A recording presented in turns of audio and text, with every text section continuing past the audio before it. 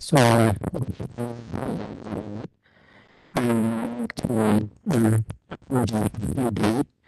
with technical difficulties, I'd like to start by saying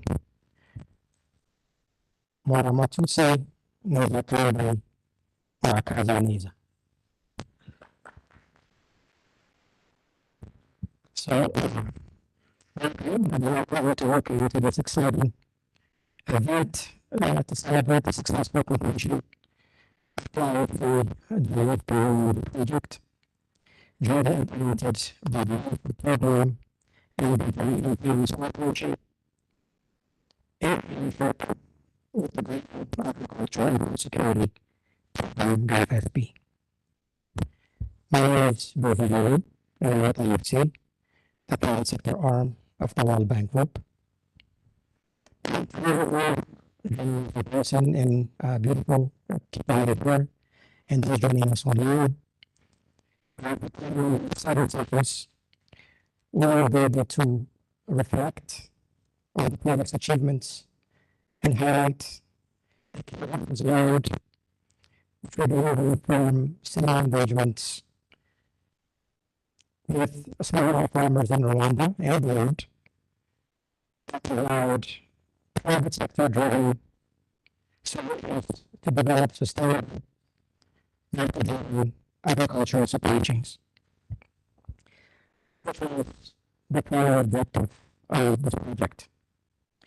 It was launched in 2016 to create a consortium of commercial focusing primarily on rules and goods from private farmers, which could access via Arctic contracts from marketable buyers, and upstream services, including access to import inputs and technical assistance to 235 cooperatives. When we will cover the details later in the program, I would like to highlight the results of the project from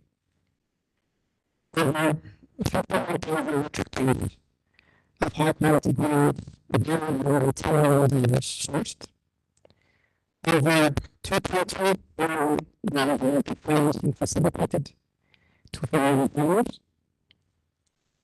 With savings.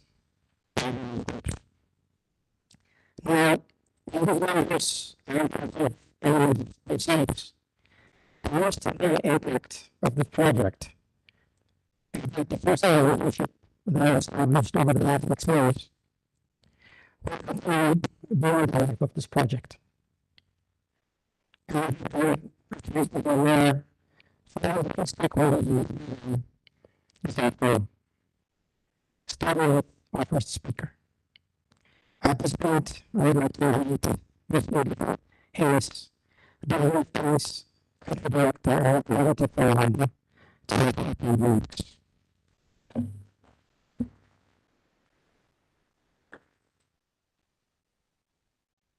Good afternoon, everybody. I first have to start by congratulating my colleague for the good pronunciation of my name.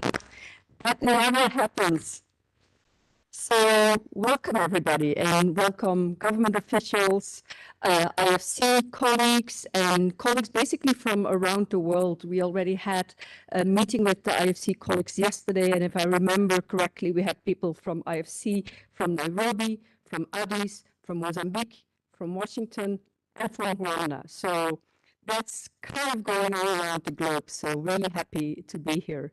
Development partners, traders, processors, farmers, welcome and really happy to be here with you this afternoon. And I want to start with a special thanks to Neeraj Shah and his team of IFC for the strong and strategic partnership that we have been having with them for a number of years already. We actually started partnering with IFC back in 2017, even before this project, which was linked to the WFP Farm to Market Alliance, which is a concept that we still have and the model that we're still using in WFP in Rwanda. And overall, the WFP has been supporting the food systems transformation across the entire value chain. And we mostly work in two value chains, maize and beans. And with that, we take a holistic approach, and we're working with farmers, their cooperatives, aggregators, traders, and processors. And currently, we're working with about 110 smallholder farmers that are organized in about 316 maize and bean cooperatives. And the objective is to enable those cooperatives and those farmers to access the premium markets for their cereals. And the partnership with IFC has been instrumental in strengthening the impact of those activities. So the main theme of today's Knowledge and Sharing and Clover event is highlighting the joint WFP IFC work that we have done to enhance the cooperatives' capacity and to enable farmers to supply their food to, and their grain specifically, to formal markets. So the project has been focusing or has focused on three interlinked areas, and those three areas are capacity development, so building the capacity of those agricultural cooperatives in different areas, in governance, financial management, and farming as a business. The second area of focus has been promoting access to finance, and we have done that through saving groups within those cooperatives. And the third area of focus has been strengthening the participation of women in cooperatives and agricultural leadership or agribusiness leadership. And today we will hear directly from farmers and cooperatives leaders on their experience participating in this project. And we will have the opportunity to discuss strategies to use the extensive learning from this project and to build on the important work that has been happening in this sector. I'd like to take this opportunity again to thank the IFC for this unique and strategic partnership, which has enabled both the organizations to leverage our comparative advantages to benefit cooperatives through a coordinated approach. I wish us all a successful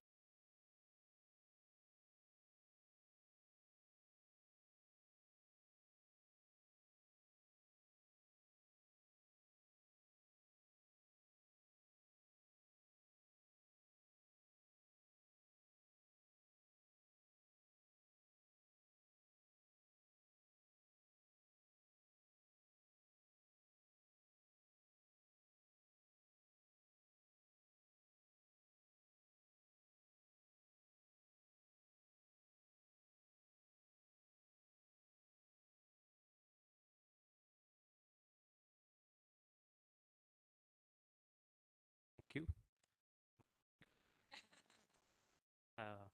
Edith, I'm not going to bother pronouncing your surname, so thank you very much. So I have a speech, I have some points I'd like to make them, and it was ending with a thank you, but I'm going to actually reverse that, and I'm going to just say thank you very much. Thank you for inviting us here.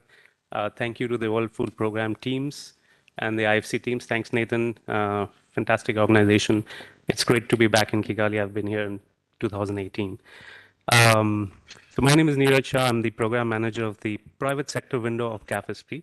I'll spend a little bit of time explaining what that is because you've heard a lot about IFC and the World Food Program.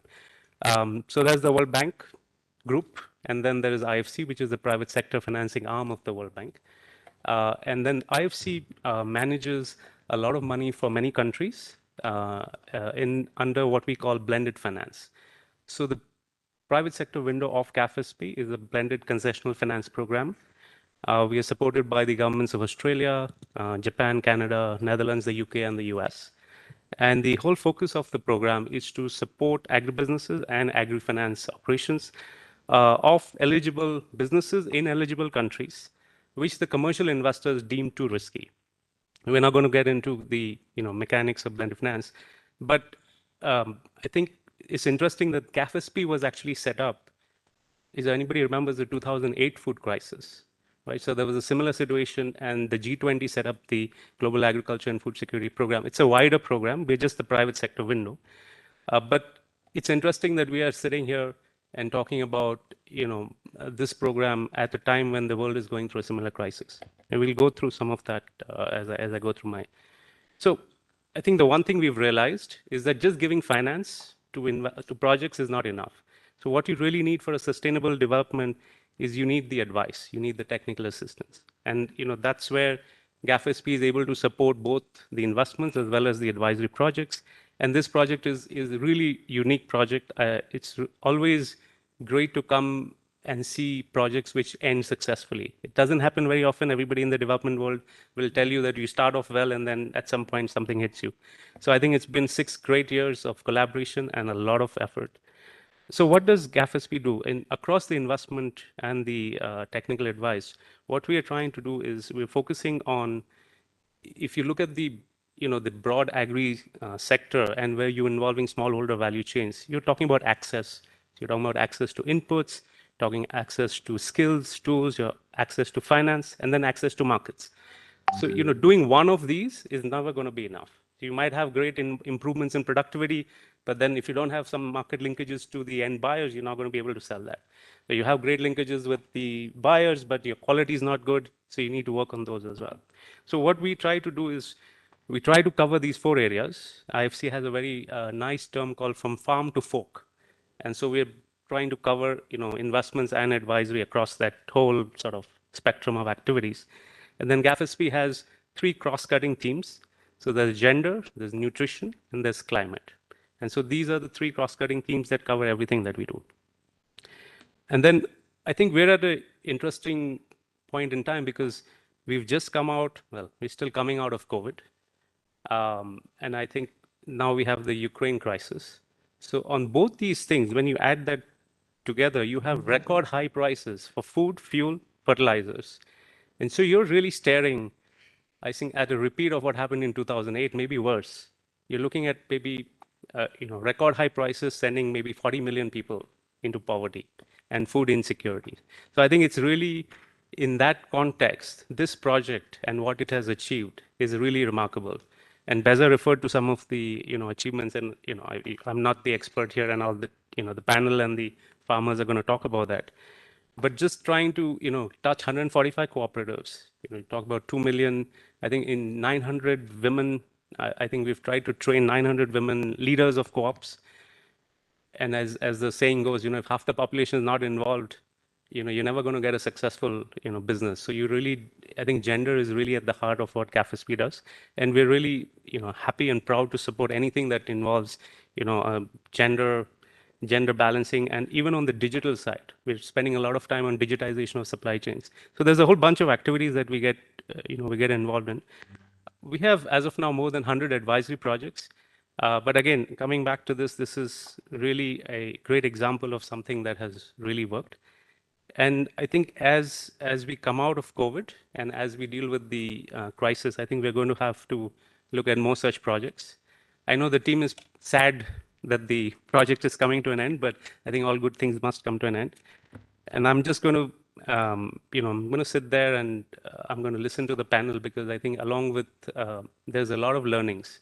Typically, we have a lot of learnings from unsuccessful projects. I think this will be a great example of learnings from a successful project. And the other project that we've supported in this as part of this thing is the AIF, the Africa Improved Foods Project. And I think they really struggle to source high quality grains. And I think this has really led to a big jump in their sourcing of local maize. So I think lots of things to celebrate, lots of things to be thankful for. And I really look forward to an engaging discussion. Thank you very much.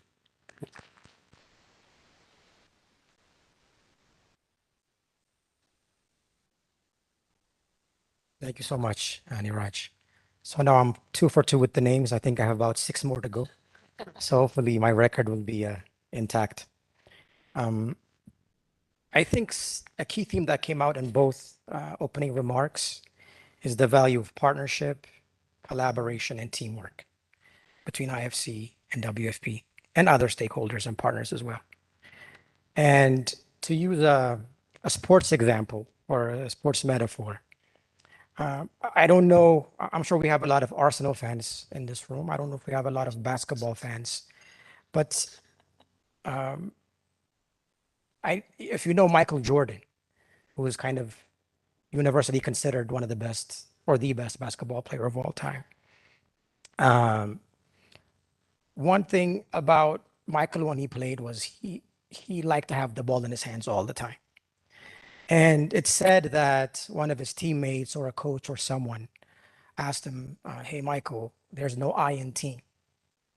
And it's allegedly he replied saying, I know, but there's an I in win. And the point kind of I'm trying to make is that even great teams have to have great leaders to succeed. And that's no different in this project. So at this point, I would like to invite the project lead for the IFC WFP Advisory Project, Mr. Nathan Were, to make his presentation. Thank you.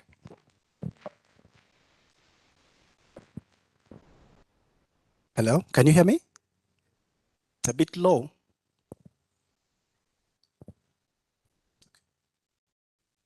Okay, so good afternoon, ladies and gentlemen. I am not very formal, so I'll stay away from that speaking booth over there and just roam all over the place. So thank you, Edith and Niraj, for those very kind remarks on the program. And ladies and gentlemen, you're most welcome. And those of you joining us online as well, I want to welcome you. My name is Nathan Were. I work with IFC. I'm based in Nairobi, and Rwanda has been my home for the last 5 years. I feel sad that it's getting to the end, but I've made more brothers and sisters, so I can always come back, right? Including you in this room. Okay, so IFC, we are the private sector arm of the World Bank. And so we provide debt, equity, risk-sharing instruments to SMEs, but also financial institutions. But besides the equity and debt, we also provide advisory services. And these advisory services, especially for our agribusiness clients, are aimed at helping them unlock their supply chain constraints in order to increase their sourcing capacity. So about 5 years ago, we, as IFC, we made an investment in Africa Improved Foods, which I'm sure you're all familiar, the baby foods company here in Rwanda. And one of the challenges at the time was the inability for them to source high quality grains from smallholder farmers. And to de-risk that investment, it meant that yes, you've made an investment in the company, but if it's only sourcing 10% of its production needs, then that investment is equally at risk. So the advisory program was to help AIF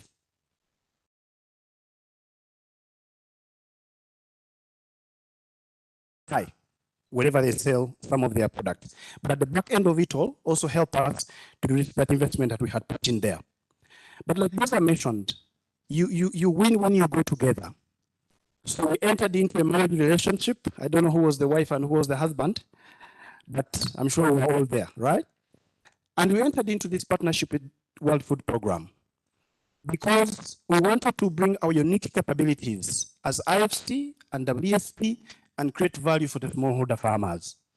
And I think this program is going to share how that partnership has evolved over time, but most importantly, helped to improve the sourcing capacity for Africa Improved Foods and a couple of other aggregators within the Rwandan space to source high quality and grains of high volume. So it's been a journey. I can't say it's been easy, it's been very tough, but there are lots of lessons to draw from it and to, offer into future interventions for those planning to play in this space. Okay, so can I have the slides up, please? Reza? Okay. Okay, so like Edith mentioned, the program basically had 3 core areas. And as we set out, there were a number of problems. Cooperative institutions are member-owned, member-used, and member-managed organizations. But they thrive on one principle: trust. If the members of the cooperative trust the leaders, you have a more stronger cooperative. Because in strength, they believe there's transparency and accountability for their leaders, and therefore they can produce whatever they produce and aggregate collectively, and the cooperative can be able to source market. In 2016, the trust element was broken. In fact, up to now, we still have presidents of cooperatives that are still in jail because they aggregated grains for their farmers, sold them and disappeared with the money. But Rwanda being what it is, they caught up with them and put them behind the bars. And this trust element was becoming a big problem because a lot of cooperatives were selling their grains outside of the cooperative structures because they didn't trust their leaders at all. Now, trust was not the only problem we're dealing with. There was low productivity. Average yields were extremely low, and Amara will be discussing at least, of course, they supported the productivity component. But that was being compounded by the limited use of inputs. We had cases where farmers were recycling maize from the previous season and planting it again in the next season. Of course, with poor storage and poor drying facilities, you can guess 50% of that grain cannot germinate. So low yield was a big problem and pounded by limited use of inputs. And then there was access to finance, because even when we've been telling farmers you need to transition from these low quality inputs to better quality inputs, the question has always been we cannot afford. So access to finance was a very big challenge for most of these smallholder farmers. And because of that, they couldn't access the inputs they needed. And because of that, productivity was low. There were other problems like poor contract compliance. You hear later in the panel from one of the off-takers. Cooperatives will enter contracts with the off-taker, and then they don't show up, deliver the grain at harvest because somebody has showed up and given them a better price.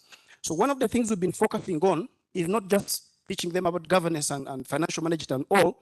We have been building them into business enterprises. That when you enter a contract with a buyer, it's a binding relationship, and you have to honor that contract because it is that trust that creates more relationship with its buyer and giving you an avenue to sell more grains as you produce.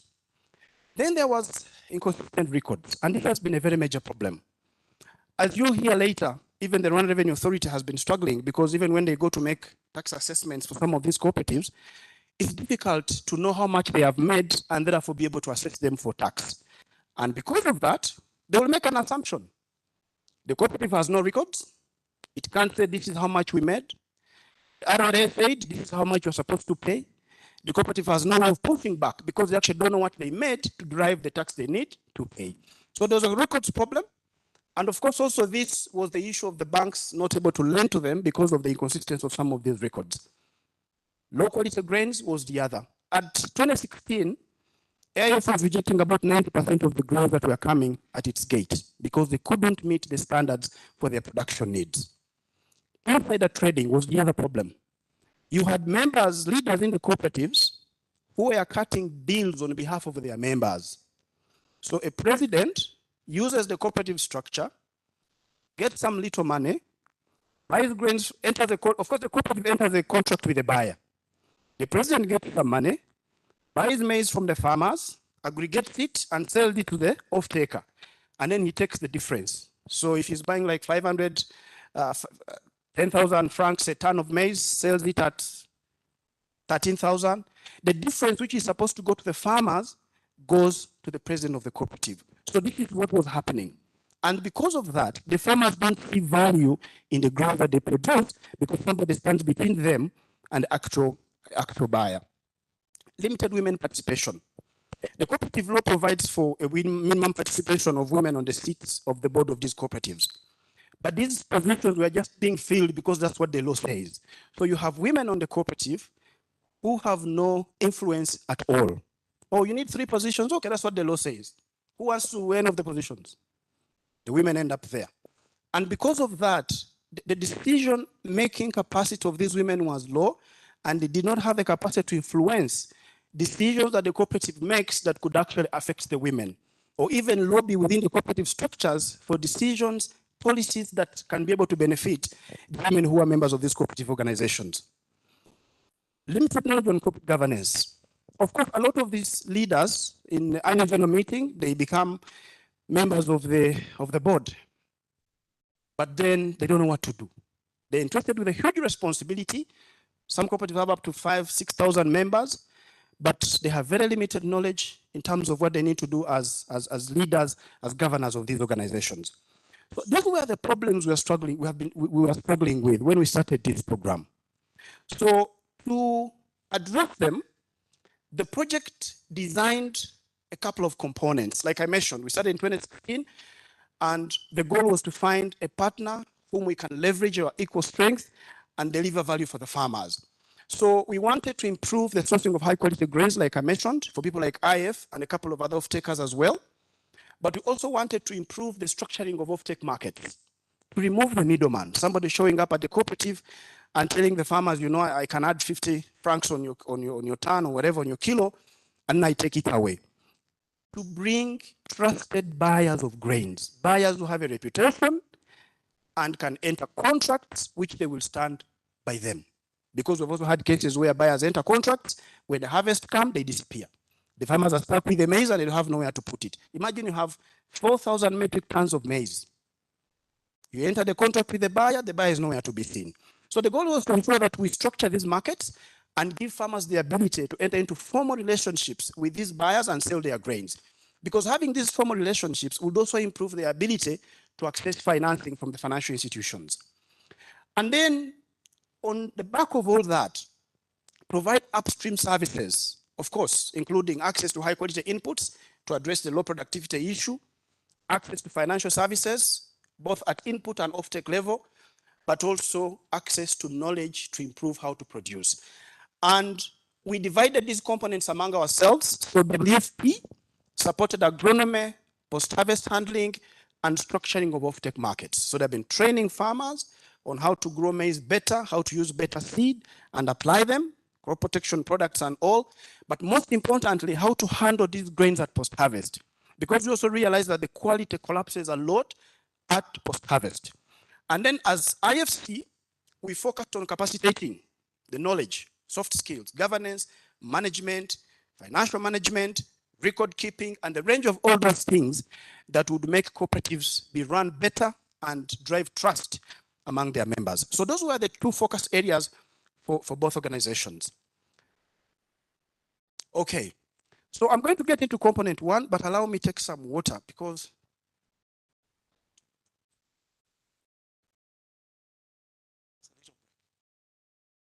so we'll have an opportunity for you to ask any questions that you may have. And the people joining us online, please just post your question in the comment section of the YouTube channel where you're watching this event from. Okay, so component one was governance and financial management. I already mentioned we had leaders who didn't know what to do, women entrusted with a huge responsibility. They have to enter contracts. They don't understand how these contracts, the ingredients of some of these contracts. They have to negotiate with banks on how much they need to borrow. All these things require knowledge and capacity. They need to maintain proper records. So when the taxman comes says, okay, last season, this is what we made. So please assess us based on this, all right? So at the time, about 35% of the farmers we interviewed, so we did a baseline study, about 35% of farmers we interviewed did not have trust in their leaders. Of course, they go into an annual general meeting, they elect them. After they take over the leadership, the kind of things they do start to make the members doubt if they can actually trust them. So 35% of them said no trust the leaders, and about 40% of the leaders at that time did not know what to do, but they took up the responsibilities because the communities volunteered them to become leaders in these cooperatives. Relationship was broken, like I mentioned earlier. Once you have insider trading, you have all these unscrupulous people within the cooperative, then you have no trust with the members. When you have no trust, nobody will bring the grain to the cooperative because they feel that their money is actually going to disappear. So trust was a very big problem, and this made it very difficult, not only for delivery of grains to these cooperative institutions, but they would sign contracts and step away from them. And to address these and a couple of other issues, we designed an advisory program that would focus on improving governance and management of these organizations, largely to improve the knowledge, to improve their capacity, to improve their ability to make decisions that benefit the members of their cooperatives.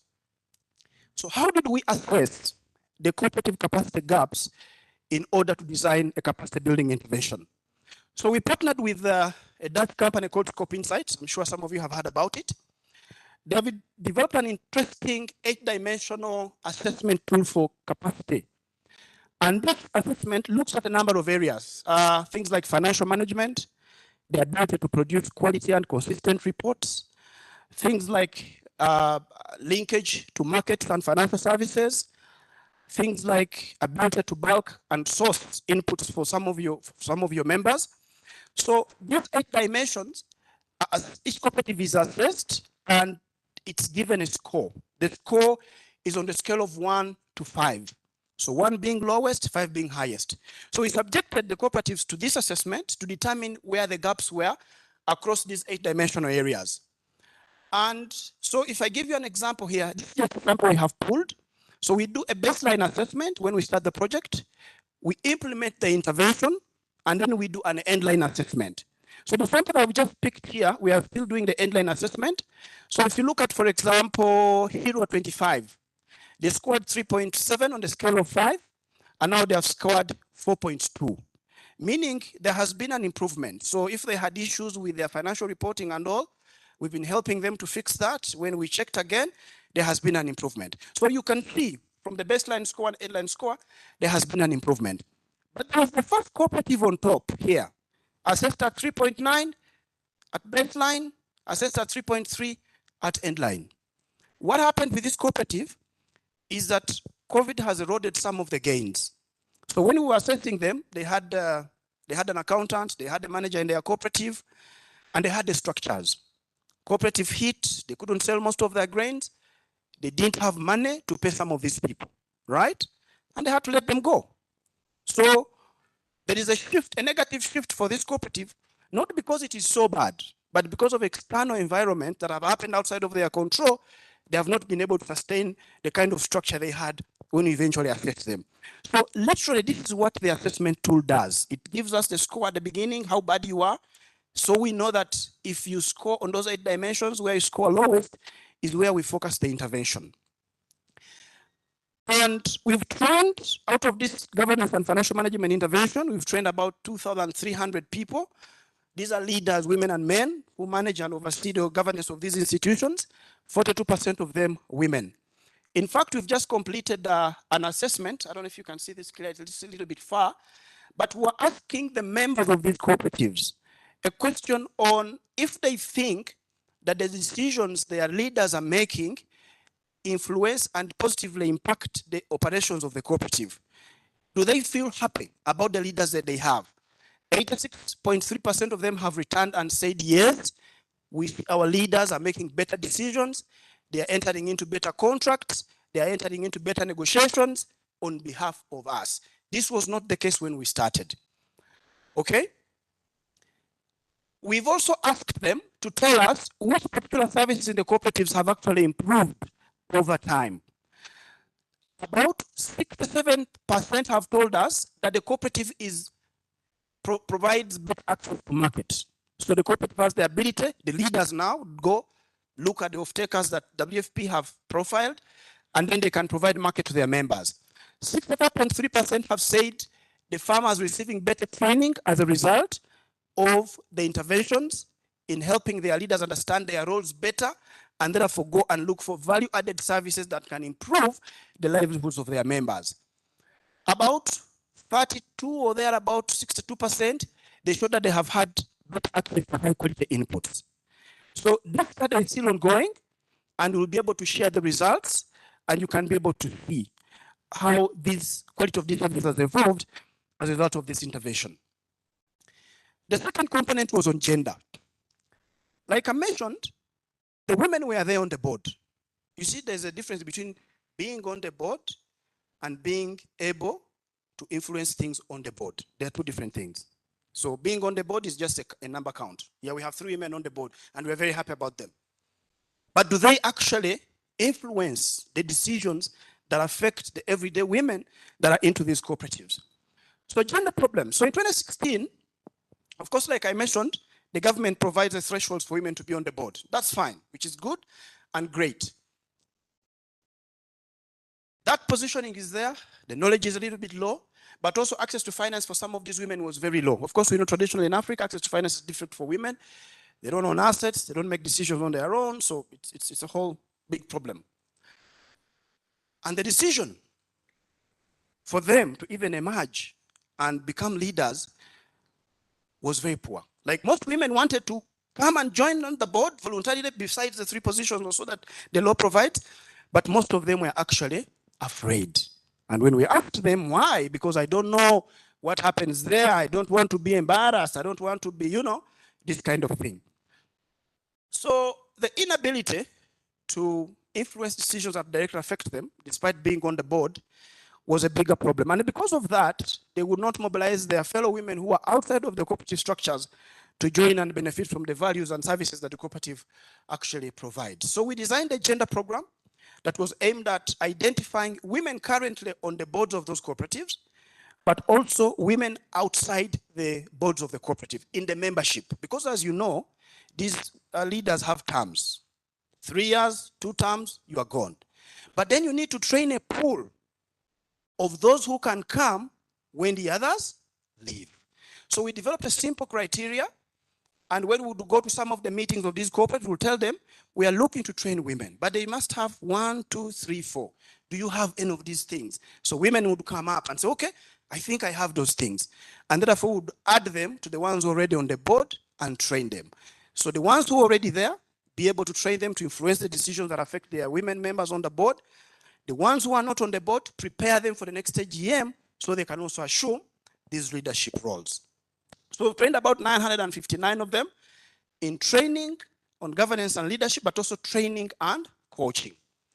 In fact, we have done also the assessment, like I mentioned, a lot of these studies are ongoing, about 94%. So we asked them, changes in their self-confidence compared to before the training. So we're asking them, how has your self-confidence and ability to stand up on your own and express your own views changed before the training and after the training? And 94%, 94.9% of them have actually told us that their influence, power, their knowledge, their ability to voice their concerns in the board where men are has actually significantly improved. I think we deserve a hand clap there, ladies and gentlemen.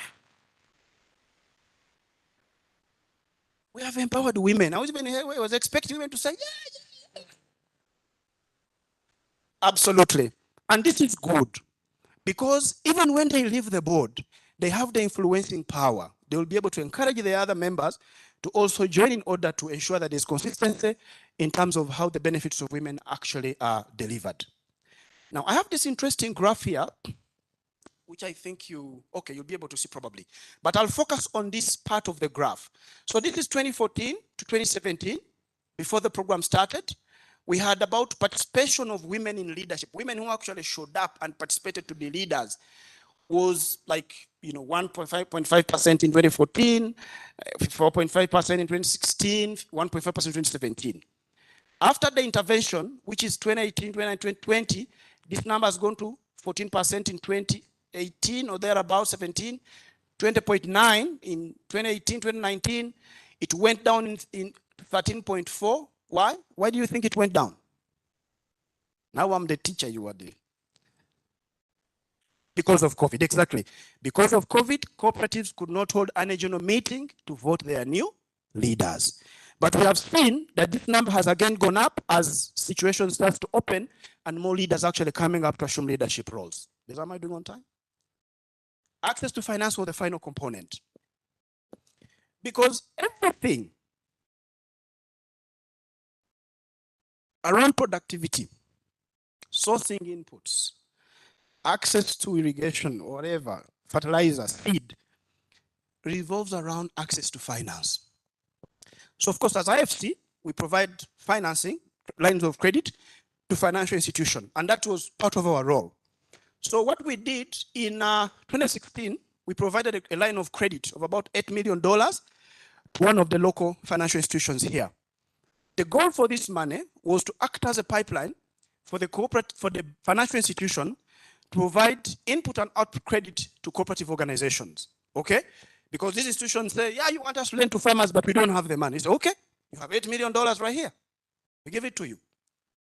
In fact, to make it even sweeter, we set up a risk-sharing facility to help the institution absorb some of the risks that arise from the inability for some of the cooperatives to pay. You understand? Somebody gives you a wife and say, okay, man, okay, I've given you a wife. Let me even come and build for you a small house so you can stay there with your wife, right? Isn't it? It's a good thing, right? What did we get? $500,000 disbursed to cooperative organizations. Disappointing, right?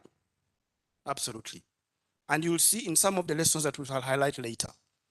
So because of that very dismal performance, we had to end the marriage with this financial institution and looked around to see where we can be able to get financing. And one of the CEOs is actually here for one of the institutions we've been working with. And we grew this to about $2 million in input and output finance, mobilizing women's savings group to put their little money together, going to microfinance institutions and asking them and pleading with them to come and provide financing to some of our cooperative organizations. So this is basically a testament that some of the marriages don't work, right? Okay. And of course, the savings groups, we've created about 700 of them, and collectively they have put about $140,000 in savings. And these are women who are saving like 500 francs, 1,000 francs a week. There are like 30 of them. They meet, they put this money together. Once it accumulates, they sit and say, okay, which member wants inputs and of how much? Okay, we shall give, like that micro level. So if you support them, there is power in pulling these numbers together, and collectively the farmers can actually get the inputs that they need. So what have we learned? So those are the three components: governance, financial management, gender, capacity of women, access to finance for output and input finance. On building capacity of farm organizations, one of our lessons has been that training is good and helps build awareness, people get to know what to do, but the real behavior change is going to come from coaching. Put people in a classroom, teach them for 1 year, they will be clapping. And some of the training was actually very good. When you go back to see what they did, oh, the training was good, but some of the things were very hard. You see now they change, right? But coaching involves sitting with them, saying, okay, I trained you last year on financial management, how to build your own financial statement, income statement.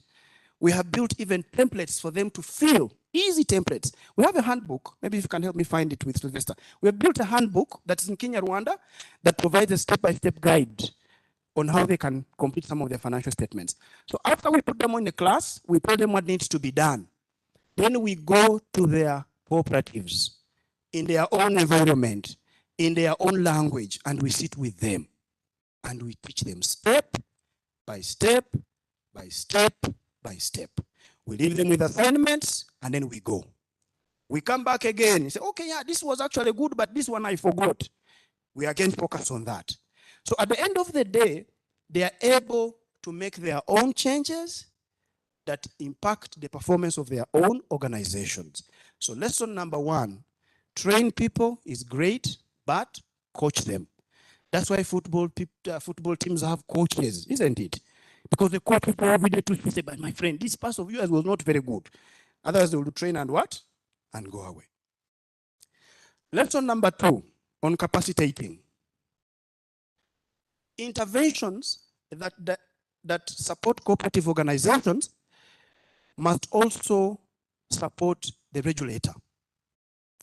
And in this case, we are talking about the Rwanda Cooperative Agency, right? Is that how I mentioned it, right? RCA. Because what we have seen is that now you have stronger, mature cooperative leaders who understand what needs to be done. And then when these people of RCA come, they say, but you see, there's a mismatch in knowledge. They're not yet there. So in order to protect the gains that are realized as a result of these interventions, you have got to capacitate regulators as well. So we've been inviting them to some of our trainings to come and listen what we teach the cooperatives. We have provided them with the manual that we have, and we constantly engage with them, because it's only that helps them play a better oversight role. After you are gone, they have the ability to go back and say, oh, but this is not right. Because if you don't have an oversight person and you're left on your own, sometimes things will disappear, right? So protecting the gains requires that as you build capacity of your cooperatives, also don't forget the regulator. On access to finance, my favorite topic. Microfinance institutions hold the greatest promise to provide financing to smallholder farmers. You know why? MFI models are more closer to where the farmers are. High street banks are waiting for high street clients, right? Cooperatives, some record is here, some record is there, putting them together, people, I have no time. The high street banker is what? Is gone. But the MFIs, because of their patience in lending models, because of the lending strategies they have developed, they are more closer to the farmers. And therefore, they have the ability to provide financing to them. But there is a problem. And their biggest problem is that they don't have liquidity. You know what I mean? Their balance sheet size is too small. They cannot finance most of these cooperative organizations. Remember, the demand for loans is happening at the same time. The season opens at the same time, and everybody is coming to get the what? The money. So most of them are not able to provide the financing that is needed. And because they also fear a single risk exposure to these farmers, they tend to limit how much they can lend to them. And so if we have a credit line that supports these organizations and also provide a cushion in form of risk share facility, we have the ability to increase their appetite to push the needle in terms of lending to farmers. Now, they have done that $2 million plus without any support. What would that number be if they actually had the support, right? So we have one of the CEO of the MFIs here. He'll be sharing his story and also some of the things that they need, things like product development. A lot of them don't have agricultural products.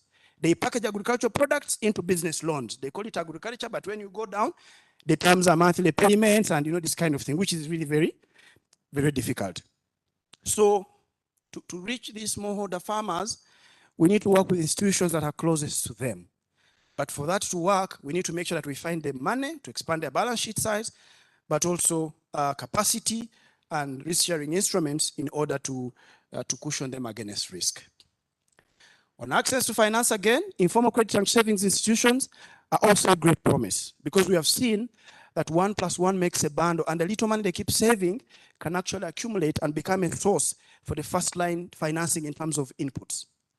But for this to work also, we need to make sure that we are facilitating the linkages of these savings groups with formal financial institutions. Because when we make that linkage happen, we create a history for them with the financial institutions, the MFIs that I'm talking about, and then they have the ability to get a line of credit to expand on their small savings in the boxes and then be able to provide sufficient financing to some of their members for inputs and other agricultural needs. So don't neglect these groups. If you have the ability to work with them, work with them. But there's a limit to where they can go. And for you to grow that limit, you need to link them to a big brother, right? And a big brother can handhold them, provide them with lines of credit, and then they can expand the financing. As I conclude, gender, my favorite topic as well. Women, yeah? Good. Interventions on gender to help them attain leadership positions do not necessarily mean that women will attain those positions. You coach them, you train them, they know what to do.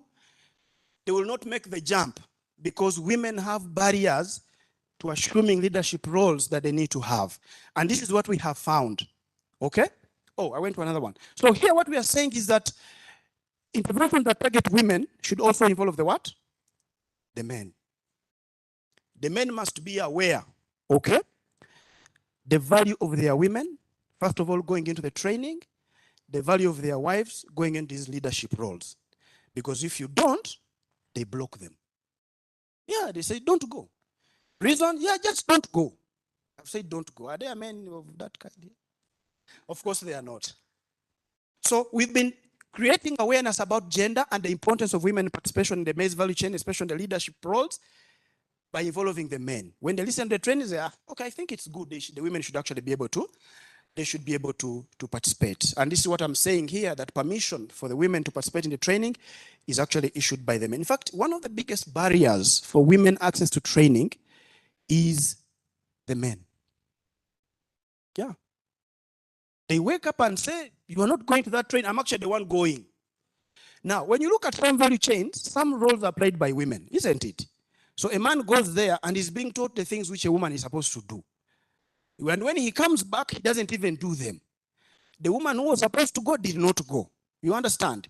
That's why you find that there's excessive application of fertilizer and it's damaging the soil because the woman didn't know what to do, and the man who went doesn't want to do the fertilizer application in the what? In the garden, isn't it? So that becomes a little bit of a problem. So you need to involve them, help them understand that women participation in the value chain has a significant impact in improving the entire quality of the crop. There are things like harvest handling, roles that women play. If they don't know how they need to handle that crop, then you have quality issues. And that, of course, boils back to the family. You lose the grains and you lose the money. And this is the one I was talking about. That training does not necessarily result into assumption of leadership roles. We've trained women, they know what to do. AGM has come, they have not gone. They're like, no, I'm not going. Yeah, I know, but I'm not going. You understand?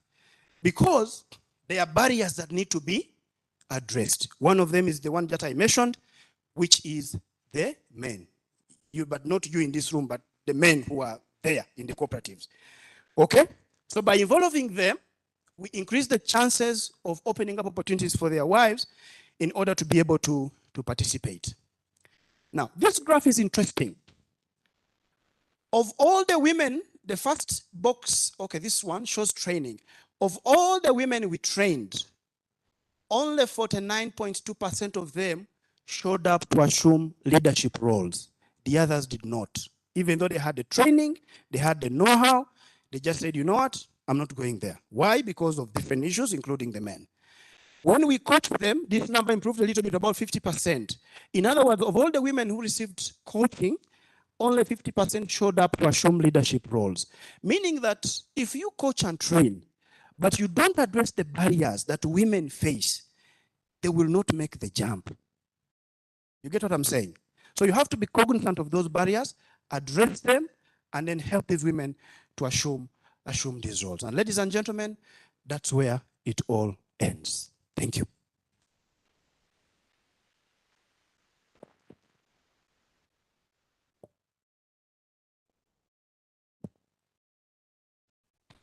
Thank you so much, Nathan.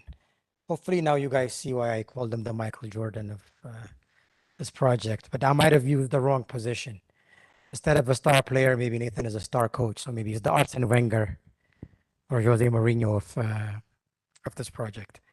Thank you so much, Nathan. Before we go any further, I would like to acknowledge that we have Mr. Octav Shimi Yamana, the Director General from the Ministry of Agriculture, joining us.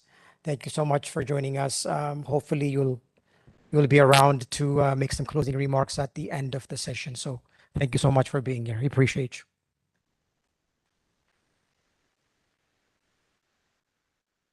So as we go to the next program on the agenda, Nathan was able to demonstrate to us the problems that existed at the beginning of the project and how the project was able to address some of these issues, particularly when it comes to the capacity of the cooperatives, leadership capacity of the cooperatives, as well as issues related with gender equity within the cooperatives as well. And he supported his points by providing a lot of data and showing us where the shortcomings were and where we were able to see some gains through the various interventions of the project. But I think more than the data points themselves, it's important to hear from the very people that the project was intended to benefit. So for the next session, I would like to invite 3 of the cooperative leaders from the cooperatives with which we worked over the last several years.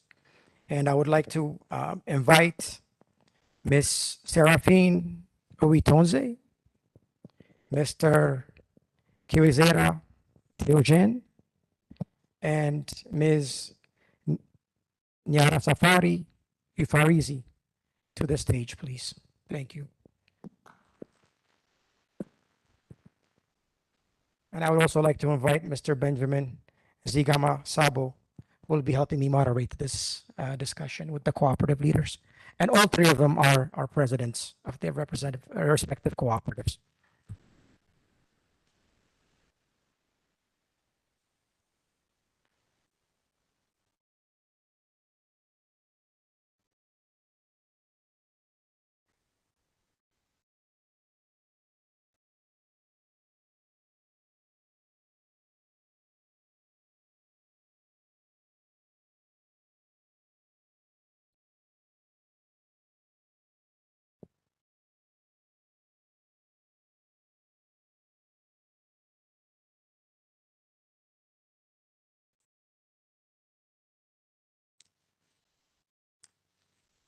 So until we get a second, Mike, I'll just stay here for the moment. So the way we have this planned is I would ask the cooperative leaders questions from here, and then Ben has kindly agreed to help translate the questions. And then kind of once the leaders answer, he will translate the answers back to us. So we'll proceed as such.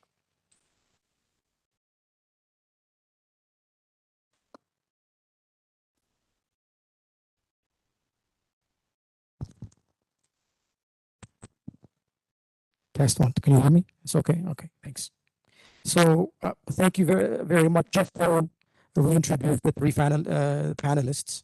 Ms. Seraphine Uitonze is the president of the Ubumumwe Gatonde Cooperative. Mr. Kwezera Theogeni is the president of the Abishezam We Uranja Cooperative. And Ms. Nyasafari Euphrasie is the president of the Koparwamu Cooperative. I hope I pronounced these cooperatives correctly. So let me start with Mr. Theogen. The WFP has been supporting your cooperatives through agronomy and post-harvest handling training, as well as in terms of establishing forward delivery contracts. Can you tell us how these trainings have impacted your cooperative, and perhaps how these forward delivery contracts have improved the marketing of the grains of your cooperatives? Thank you. Thank you for your question. Theogene, yarimo kubaza igihe PAM ikoranye na Fatima bakoranye namwe na koperative zose mu bijyanye no guhugura abanyamuryango banyu ku bijyanye no gufata neza umusaruro, guhinga ndetse no gufata neza umusaruro.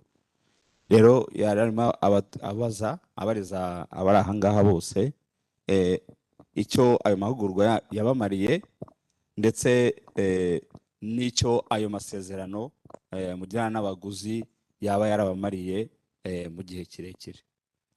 Nakoze, nitwa Kwizera Theogene, naturutse mu ntara y'Amajyepfo, karere ka Nyaruguru, mpagarariye koperative yitwa Abishyize Hamwe Urwonjya, nkaba ndi perezida wayo.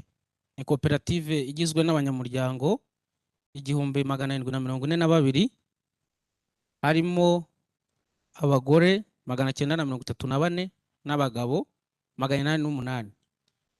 Duhinga ibigori ndetse n'ibirayi ku buso bwa hegitari 108. Nk'uko rero bari babivuze, nibyo koko ayo mahugurwa twarayabonye yo guhinga neza ndetse no gufata neza umusaruro. Ko bari batubajije rero icyo byatugejejeho, twamenye neza guhinga. Ubu ngubu dusigaye turi abahinzi b'umwuga, hanyuma tumenya gukoresha inyongeramusaruro hanyuma bituma umusaruro w'abanyamuryango wiyongera, twavuye kuri toni 2.5 kuri hegitari, ubu uyu munsi tugeze kuri toni 5.5 kuri hegitari. Ku bijyanye no gufata neza umusaruro, nabwo ayo mahugurwa twarayabonye, byadufashije kumenya ibikoresho twakoresha kugira ngo dufate neza umusaruro, tumenya ndetse dusobanukirwa neza aflatoxine n'uburyo bayirwanya, bituma rero umusaruro wacu uba mwiza ndetse uba na mwinshi, bituma tubona amafaranga kuko umusaruro wacu wari wabaye mwiza. Ikindi, abaguzi twarababonye kuko twari dufite umusaruro mwiza, ndetse tumenya no kongerera agaciro umusaruro wacu, aho twamenye guhunika tukajya tugurisha aho igiciro cyazamutse. Murakoze. urakoze cyane ku gisubizo duhaye. uramakanya gato mbanze mbasobanurire. Theogene is the president of abishyize hamwe urwonja, made of 1,782 members. 934 of them are women. They grow maize and potato on 108 hectares. So what the impact of the trainings that they have just had, being gap and post-harvest, and being linked to the market through forward contracting, has helped them to become professional farmers, where now they know the right use of input, and the yield, the productivity per hectare has, before the intervention, it was 2.5 metric tons per hectare. It's now today 5 metric tons. So I would say it has doubled as they use the skills they have gained from the training. From the post-harvest management skills and equipment, they now know issues that go with safety. Among them, he mentioned aflatoxin prevention. And from the application of the skills they got, they have now been able to increase the quality of the produce that they sell to the market, hence being able to host high competition on the side of the buyers. And also they have also been able to tackle value addition activities, whereby now using some of the equipments like the plastic silos and metallic silos, they are now able to conserve produce from home consumption, but also for selling later when the prices have increased a bit on the market. Thank you. Thank you so much for that answer. Now, if I can turn to Seraphine. One of the things we learned from the previous presentation is there was a big intervention in the area of gender. And can you tell us a little bit how the training and subsequent coaching in the area of gender was implemented within your cooperative? Thank you. President, arimo abaza yuko amahugurwa mwagize ku buringanire n'iterambere ry'umugore muri koperative yanyu ndetse n'izindi muri rusange. Yavuga ati ayo mahugurwa ko mwayabonye, ese yaba yarabamariye iki, byaba nk'abanyamuryango ba koperative, ndetse niba hari n'ikindi yabamariye mu buzima busanzwe mu miryango mutuyemo cyangwa se ku musozi, niba hari icyo byamaze wabitubwira. Murakoze. Amazina yanjye nitwa Uwitonze Serafina, Presidente wa koperative Ubumwe Gatonde mu karere ka Ngoma. Amahugurwa twarayabonye ya agenda atugirira umumaro muri koperative. Twabaga twageze nko mu gihe cy'inama, ugasanga abadamu nibatanga ibitekerezo, bajya mu matora ugasanga abadamu bari kubatora bakabyanga, ariko tumaze kumva ayo mahugurwa baraduhuguye. Ni koperative ifite abanyamuryango 145, ariko abagabo ubu ni 44, abadamu ni 101. Ubwo rero muri koperative mu nzego tumaze kumva amahugurwa, muri komite nyobozi abadamu ni 3, muri ngenzuzi ni 2, no mu bafashamyumvire bemeye kujyamo. Ayo mahugurwa rero yatugiriye umumaro muri koperative, dutangamo ibitekerezo, ugasanga kenshi ibitekerezo by'abadamu bifatanyije n'iby'abagabo biri kuzamura koperative. Twagera iwacu mu rugo, nk'umuntu w'umutware wo mu cyaro ari umugabo, yumvaga agenda kumva ko wenda umugore ari kuzamuka akarenga umugabo, ariko ku bw'ayo mahugurwa baraduhuguye turi amatsinda, turamanuka tujya guhugura abandi. Ure tugiye guhugura abandi, byatumye tugera no mu ngo, n'abagabo ibya agenda barabyumva. Ubu turicara nk'imiryango, umugore n'umugabo bakaganira, umugore akaba yazana igitekerezo yakizana n'umugabo nawe akumva ko gikwiriye, bakaba bazamura iterambere mu ngo zabo. Ubu abagabo b'iwacu ntibacyumva ko agenda ari abagore kubarenga hejuru cyangwa se ari uko badafite ijambo mu ngo, ahubwo bamaze gusobanukirwa yuko ari uburinganire. Twebwe twabyise ko agenda ari isangiramirimo mu miryango, ari ubwubakane. Ubugezi iwacu ntabwo wakumva agenda, ahubwo wakumva uburinganire, isangiramirimo mu miryango no kubakana. Murakoze. Thank you very much. Seraphine is the president of Ubumwe Gatonde Cooperative, made of 145 members. 101 of them are women.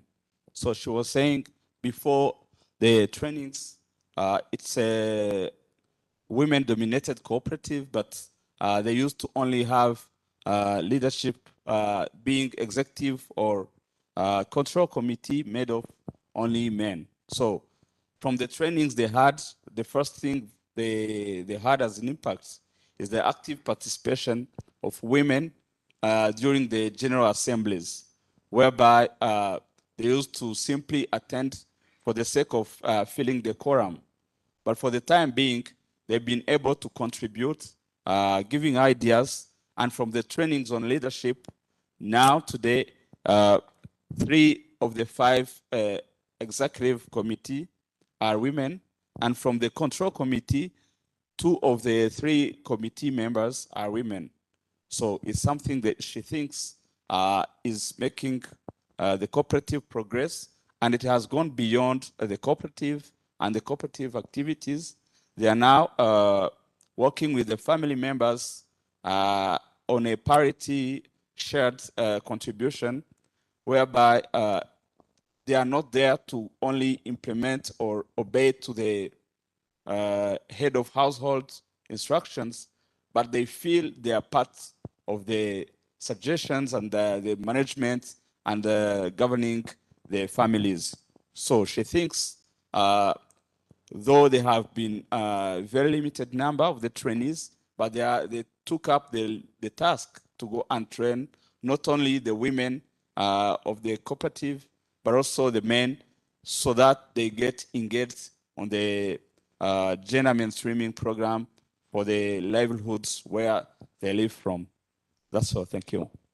Ikindi nongeraho, nta mugore w'umuhinzi wo mu cyaro iwacu watekerezaga kumva ko yaganira n'umugabo ngo ajye kwaka kredi wenda muri banki cyangwa se yakigura cyangwa se itungo, ariko tumaze guhugurwa abadamu mo barabikora. Murakoze. She was saying more to that. They thought their role was only to sign as an approving part on the loan from the MFIs and FIs, but now they think they are part even of the projects of the household or the families. So she doesn't shy away from bringing ideas that can improve the status of the families. Thank you. Thank you for that. And I think we can build on this. Paper hand, yeah. Building on the last point, we know that access to finance was a major component of this project. And although there were some challenges, as Nathan explained, there was also an opportunity to really strengthen the role of savings groups. So as I turn to Euphrates, my question is, how has these savings groups helped women in your cooperative? And how do you think that's going to be strengthened to play a bigger role in the future? Eufarazi we yari arimo arabaza ngo ariya amatsinda yo kwizigamira mwakoze mu makoperative dukorana nayo, ese ubona hari ikintu ari gufasha abadamu bari muri koperative b'abanyamuryango? Hanyuma ikindi yabazaga ati niba se hari ikintu ari kubafasha mukurikije uko akora, ni ikihe mwumva cyakongerwaho kugira ngo arusheho gukora neza? Murakoze, nitwa Nyirasafari Eufrazi, naturutse mu ntara y'Amajyepfo mu karere ka Muhanga muri koperative Koparwamo. Ndi umufashamyumvire w'amatsinda wabihuguriwe gufasha abadamu cyane cyane gushinga amatsinda. Tutarajya mu matsinda ngo tubone amahugurwa, ntabwo twabashaga kubona inyongeramusaruro ngo tubashe guhingira igihe. Nashoboraga wenda kuba nabona nk'ibiro nka 2 nkabisaranganya nk'ari 10 kubera ubushobozi buke. Ariko aho tuboneye amahugurwa tukajya mu matsinda, twishyize hamwe tukizigama, tukagurizanya, kandi noneho batwigisha ko kwizigama atari ukuba uhaze, atari ukuba usaguye, ahubwo kwizigama ari ukwigomwa kugira ngo tubashe kubona izo nyongeramusaruro twihaze mu biribwa mu ngo zacu. Tumaze nanone guhugurwa kandi twaregeranye twebwe abadamu baritinyutse cyane ko aho twabaga mu ngo hirya iriya nta wabashaga kuba yagira umuntu abwira igitekerezo. Iyo tumaze kwizigama turicara tukanaganira ku byateza imbere ingo zacu. Ikindi ni ukuvuga ngo mu kwizigamira kwacu twizigamira ku gihe, tubasha kwishyurira abanyeshuri. Ubu ngubu nta munyamuryango uri mu itsinda ugishorerwa na leta. Ubu leta twaraborohereje, leta yazazaga gufatira abantu mitiweli, ubu dusigaye twishyurira ku gihe.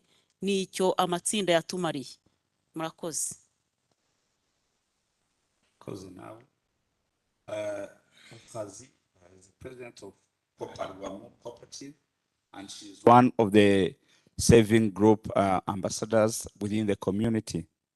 So before the saving groups, she was saying that they had many issues, and one of the key issues they had was the access to input for them to increase the productivity in their fields. So the first advantage of they got from saving group is that they've been able to access the required input. Before, they used to get to buy whatever they could because of the limited funds.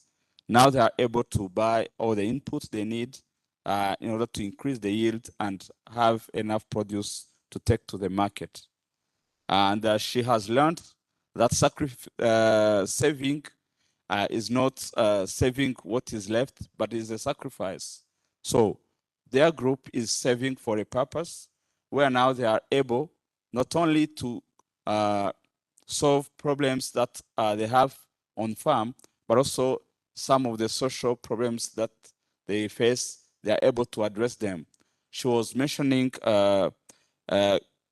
answers to mutuelle de santé. Those are the health insurance for the community members, for the Rwandese. That's a government program.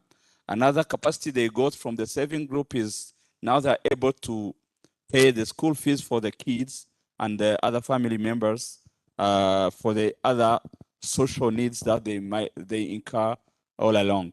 So she thinks this has helped them in a greater way. That's all. Thank you. So maybe for the last question, when in the presentation, when Nathan was describing some of the major issues that existed at the beginning or prior to the launch of this project as it relates to cooperatives, was the lack of trust and accountability in the cooperatives management or the president. And one of the pillars of this project was to help improve the governance structure of these cooperatives and cooperative leadership. So if I can turn back to you, Teogen, how do you feel that the trainings on governance helped bring back trust and accountability to the cooperatives leadership? Roger, Beza yarimo kubaza, yitwa Beza, bimeze nk'iry'ikinyarwanda. Yarimo kubaza ngo mbere hajyaga habaho mu makoperative ikibazo cy'uko abayobozi b'amakoperative rimwe na rimwe bagurisha umusaruro bakigendera bakabura kugira ngo batabafunga cyangwa batagira ikindi kibazo. Ese aya mahugurwa mu buyobozi bwiza no gufata ibyemezo byiza bibereye abanyamuryango yaba yarabafashije iki ku bijyanye n'ubuyobozi bwiza ndetse no kuba n'ibijyanye ndetse no kuba mwabona ubushobozi mu gusubiza ibyo mubazwa mu byo mwemewe nk'inshingano? Murakoze.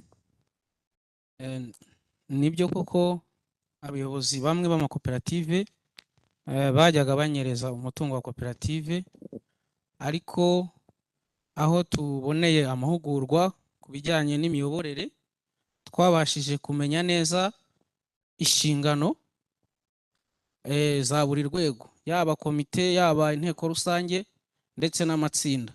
Ibyo bituma buri muntu azajya akurikiranwa akabazwa inshingano ze, hanyuma tunegereza ubuyobozi abanyamuryango, aho twahaye imbaraga amatsinda kugira ngo tubashe kumenya amakuru. Ikindi twashyizeho urubuga rw'ibitekerezo, aho umunyamuryango ugize ikibazo atanga ikibazo, noneho twazahura haba mu muganda cyangwa no mu kindi kigasubizwa, bityo umunyamuryango akajya ajya no muri gahunda y'iteganyabikorwa kugira ngo amenye ibimukorerwa, cyane ko twari twanabonye ano masezerano dusinya mbere y'uko duhinga, noneho twese tukajya mu ngamba kugira ngo tuzafatanye kubona wa musaruro. Umunyamuryango rero amenya amakuru, bigatuma noneho yizera koperative. Ubu uyu munsi nka koperative yanjye, wenda ntanze urugero, yabayeho 2010, ariko uyu munsi nta mu perezida n'umwe wari wakagira ubushobozi bwo gukora manda ebyiri, ariko nge kuko nagize umugisha wo kubona ayo mahugurwa, ubu maze imyaka 4 nyiyobora, bivuze ko manda nayirangije nkongera nkagirirwa icyizere, noneho bakongera bakantora kuko twagerageje gushyira mu bikorwa ibyo twigiye muri ayo mahugurwa. Murakoze. Murakoze cyane Theogene. So he was saying the governance trainings have enabled them being very close to their members. So first of all, they've been able to understand their deliverables as leaders of a cooperative and the other side committees. They are given specific deliverables. Now they know and understand their deliverables. Another strategy they have learned is to try to decentralize the leadership, whereby they have put in place the zones or sites whereby a group of farmers belonging to the cooperative will sit in groups before they go. So they used to visit those zones to address cooperative issues that are the specific sites are experiencing.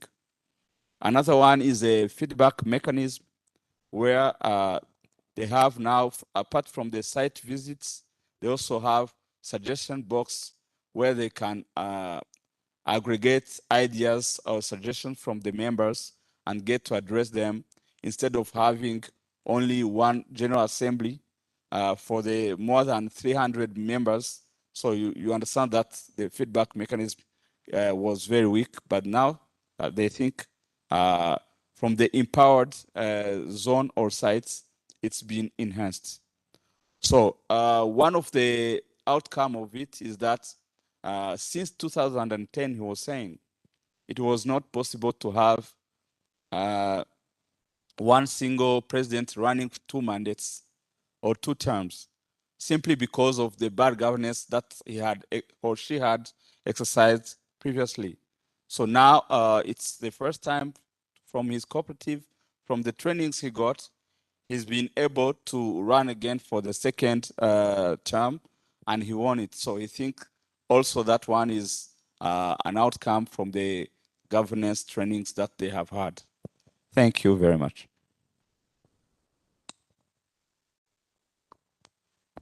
Yeah, thank you so much. And it's great to see that, you know, we're not just doing training for training's sake, and we're seeing tangible, practical results and changes in behavior from emanating from these trainings and this project. So at this point, I would like to open the floor for questions, both for the panelists and also for Nathan. So if anybody has a question about the previous presentation or the current discussion and want to get some more information about the impact of the project on the cooperatives, this is your opportunity. So I will be passing around the microphone to get your questions. So any burning questions right here? Okay. And please introduce yourself and who your question is addressed. Thank you so very much. My name is Mutesi Victoire Annabelle, and I'm from Coded, former Eco Corporation. Actually, I have 2 questions. One is for Nathan, I guess, or anyone from IFC. And mainly it is, by the way, thank you for the good presentation and congratulations for the great achievements. But I always like something that we can improve. So I wanted to learn from you on the side of access to finance and savings groups. What were the challenges and what is still yet to be improved? Because for us in the room, I guess we just need to know where to catch up from. Like from the good things that were done, we don't want to duplicate, yet you shared with us the good things that were done. So we want to know what is remaining to be done, what is yet to improve, challenges and what is yet to improve.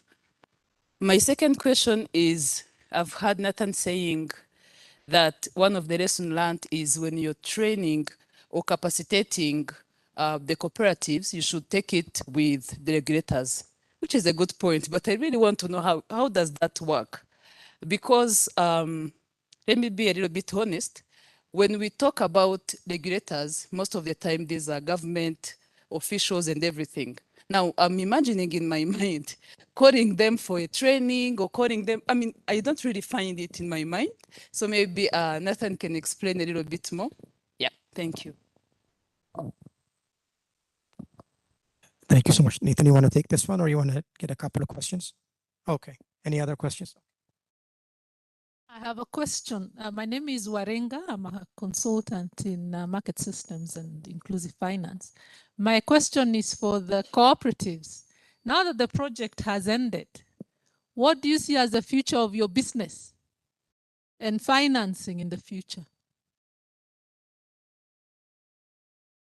Take these 2. They were tough questions. I'll come back to you right after.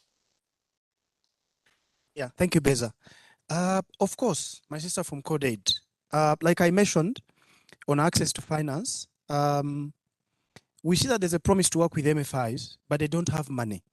So if we find them money, I think we see that they have the capacity to expand their link capability and then provide financing to these farmers.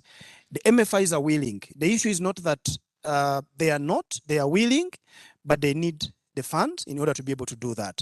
At IFC, we are trying to see through our different facilities how we can be able to support them, because they're also too small and most likely outside of our lending thresholds.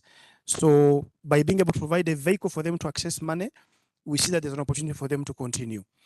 The second challenge that most of them have, these financial institutions, are the products, because the products are not tailor-made to really the farming communities. And we think some work can be done there, helping them to design better products, both for financing directly the cooperatives, but also individual farmers who may want to borrow money. So there are those opportunities to carry on. What we have done is that we have set the stage in showing that, okay, high street commercial banks may be a bit difficult and heavy lifting and carrying them along to interest them to lend to farmers. However, good and spicy, you make the deal look like, like you give them a good deal, like you have the 8 million credit line and risk sharing facility. Looks nice. They're not interested. But the guys who don't have it are actually interested. So I think the focus should be placed on those who have. I mean, Duterembe, Joheza, these are great institutions. And when you talk to their CEOs, they really want to increase their lending to these communities. So finance and product development and helping them improve their capacity. RCA has filled, yeah. Oh, okay. Because you said A2F, what were the challenges? So for the savings groups, the linkage aspect needs to happen, because when they reach a certain stage, they kind of get stuck there. These are women, they use their own money. There's a limit to what they can save. But remember, their needs are growing. So for you to be able to create a value for them is facilitating the linkages with these financial institutions so they can be able to get more money in order to meet some of their needs, right? So that linkage has got to be facilitated. We have only done about 700 of them. They are like 1,000 plus across these cooperatives. So there's even room to continue building capacity of those that we haven't been able to reach, and as a result, be able to reach them. So their biggest challenge, they don't have money. They reach a stage, they need to be handheld and handed over to somebody who can help them. So facilitating that linkage is extremely important, right? On the RCA, what I meant here is that RCA has field staff, the guys who go to see the cooperatives, all right? And what we've done for some of our training, we have invited them, okay? What we are doing, we are teaching them about corporate governance in cooperatives for them to understand what is the role of a board member. What are they supposed to do? What kind of skills they need to have? What are some of the financial reports they need to keep? What are the templates? Like, for example, in this book, we've developed guides on what they can actually do, So this is the manual that I said we developed. It's also available in Kenya, Rwanda. So when you look, you'll actually see that there are templates in there, like how an income statement looks like and how you can actually complete it with very clear examples. Some of the staff of the RCA may not actually know these things, okay? Remember the cooperative officers, some of them don't go through accounting, all right? Because they recruit everybody. So by being able to give them this knowledge, you improve their ability to provide oversight roles when they go to the cooperatives, because they have a lot of field agents who do the monitoring, all right? So by empowering them, you improve their ability to provide the oversight role, and then you protect the gains that you will have created, all right? All right, thank you. I have another question for the cooperatives. Now that the project is over, how are you going to build on that? Okay, hari ikibazo babajije amakoperative, ubwo murabasubiriza bose. Yabashije, uwitwa Warenga yabashije ngo ko iyi gahunda y'uyu mushinga yo kugendana namwe mu bijyanye n'imiyoborere myiza, iterambere ry'umugore n'ibindi babagejejeho, ko gahunda irangiye, umushinga urangiye. Ese harakurikiraho iki? Birarangiye, ubwo mugiye gusubira inyuma, bimeze gute? Ubwo nicyo bashakaga kumva, murahita mugisubiza.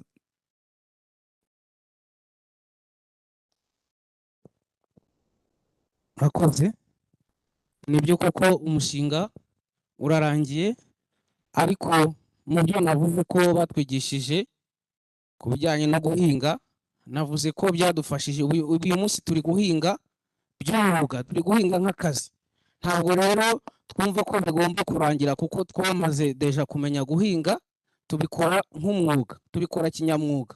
Icya kabiri, abaguzi batekereza ko twe iwacu tugurirwa na AF, yo ntigiye komeza n'ubundi izagiza iduhereze ya masezerano nk'uko byari bisanzwe, n'ubundi dukomeze gushaka wa musaruro mwiza kandi mwinshi batugurire tubone amafaranga. Icya gatatu, iyo dufite ya masezerano bidufasha no kujya no muri bank tukaba twakwaka inguzanyo, hanyuma tugakoresha neza ubutaka bwacu, umusaruro ukaboneka, tugakomeza tukiteza imbere.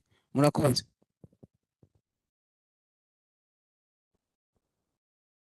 murakoze. Ubundi amahugurwa icyo ari cyo ni uko umuntu agomba kwiga akamenya. Twarize rero turamenya, ariko uwiga ahamyaho. Nkanjye wasobanuye ku bya agenda, mwumvishe ko iwacu iyo twagiye kwigisha abandi twongeyemo ko ari uburinganire n'ubwuzuzanye n'isangiramirimo mu miryango. Ubwo rero natwe ntitwabipfobya, ahubwo tugiye kubishimangira, kandi n'umushinga ugiye nawe uzagera bazagende bongere biga ibindi bishya byo kutwungura, bongere bagaruke bamwe baduhugura. Murakoze. murakoze cyane ku bitekerezo mutanze. They say it's true that the project has reached an end, but Theogene was saying that it's okay that the project reached an end, but they are merciful because they have the skills. So they have 3 types of skills. He was saying good agriculture skills for them to grow produce and have high yields. They have also skills on how to work with off-takers and other buyers and other value chain actors, and how to negotiate with them. And also they have skills and limited means, but skills to go and negotiate with financial institutions, so that wherever they have financial weaknesses, they can approach the banks and other partners to get loans and be able to solve some of their problems they have, being on or off farm. So the president of Umega Tonde, Seraphine, said that the biggest part of it, they have it. They have the skills, and they are already committed to go and transfer the skills for it to be sustained within the communities. And she was giving a suggestion that given that they have these skills, she's like assuring the project promoters that you will not come back for the same skills. She is instead suggesting for you to do another gap analysis and find some other areas for improvement for you to come and partner with them again.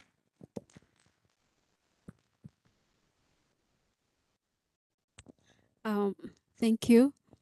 My name is Grace Gasana. I work with CRS, and at CRS we have a project called Farmer to Farmer. It's a USAID funded project. We are in our 4th year, and we work with farmers as well.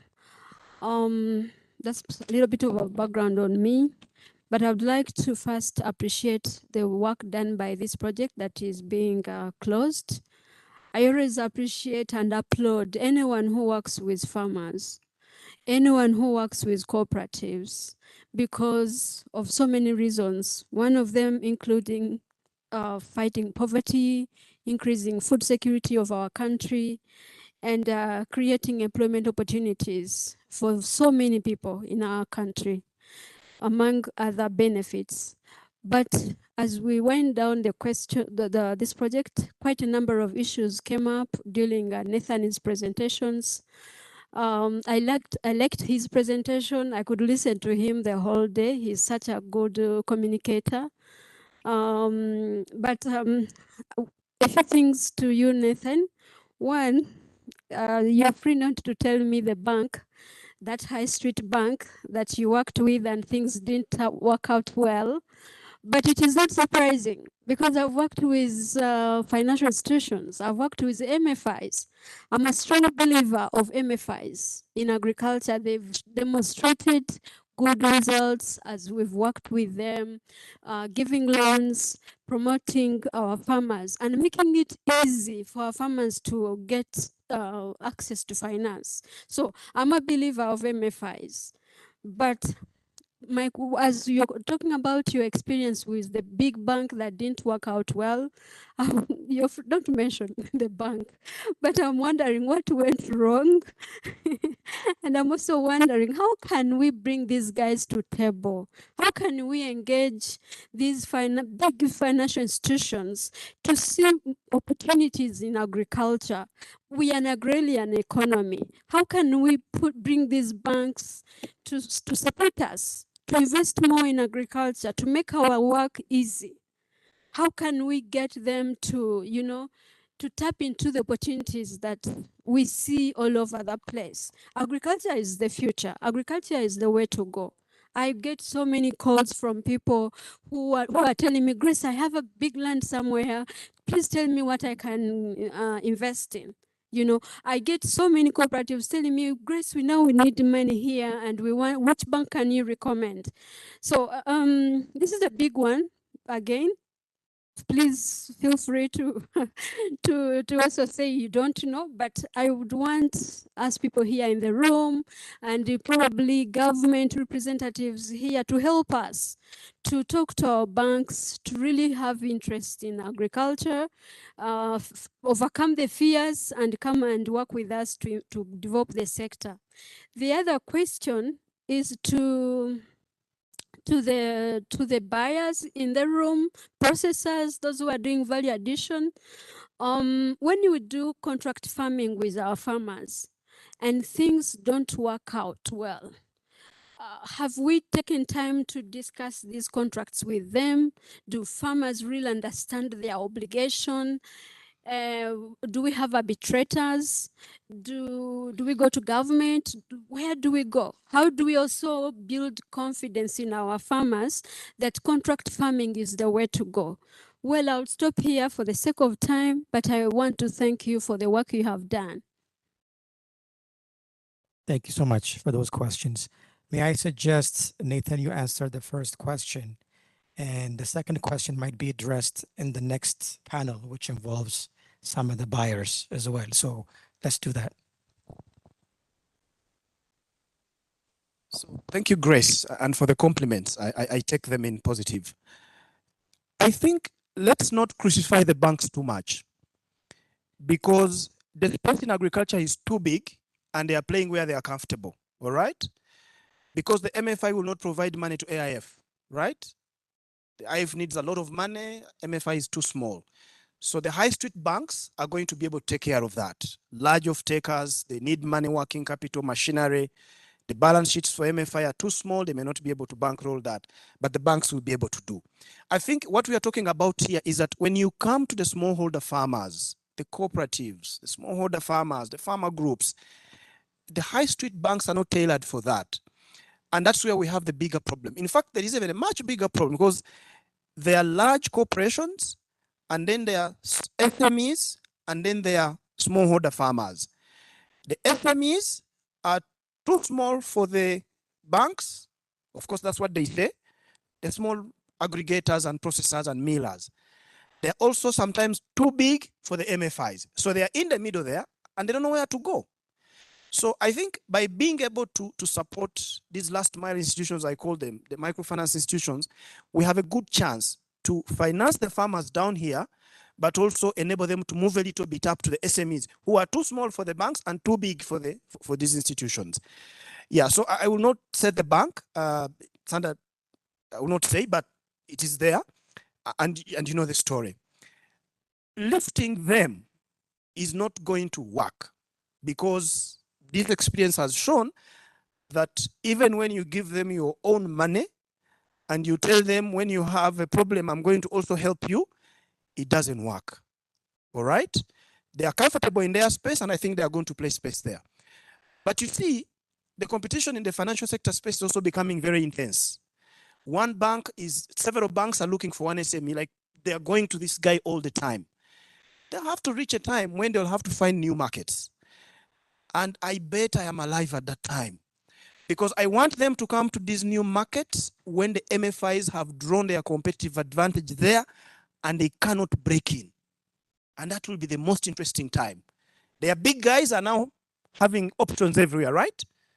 So they have nobody to convince anymore. They have many options. The banks are struggling to find new market. The people they neglected down here have said, we came to you, you chased us. Now we have found new partners. So back off. That time has got to happen, and it's going to be natural. There is no amount, even if you put them in the room here and you talk to the high street banks the whole day, everybody is going to nod their head. They are going to assure it's going to work. They will send you an email to thank you for the event that they came for, and that will be the last email you receive from them. And the story will be over. So lifting them is not going to work. Let's focus where we think it can work and push it there. For me, that's what I see. Yeah. Table and then. Okay, got a question? Okay. Oh, okay. Good afternoon. My name is Kumud Chandra. I'm the head of programming for Catholic Relief Services here in Rwanda. I had a question on the access to positions of responsibility for women in cooperatives. Nathan spoke about the gender trainings that were carried out to sort of look at the barriers in addition to training. And since a lot of work around removing barriers is longer term, it's behavior change. I think Nathan mentioned that as well. I wanted to know, if there were results around that, if those gender trainings and other work actually led to changes in the amount of in the increase of access to positions of power for women. And the second thing is, now that the project is ending, are there longer term plans around removing those barriers?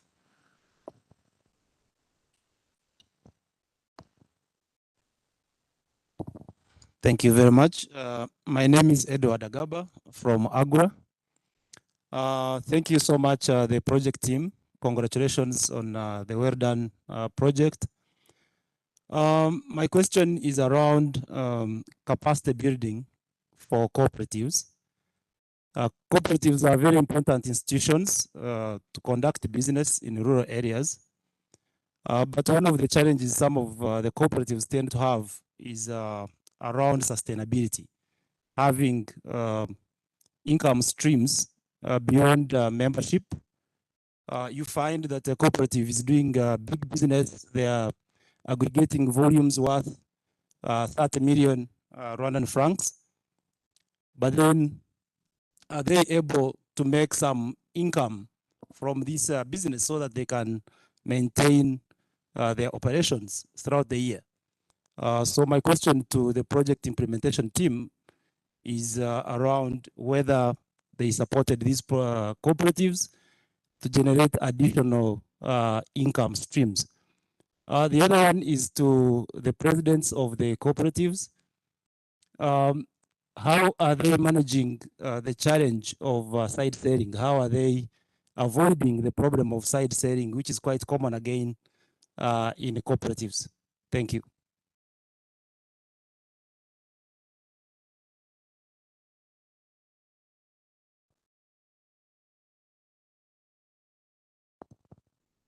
Thank you.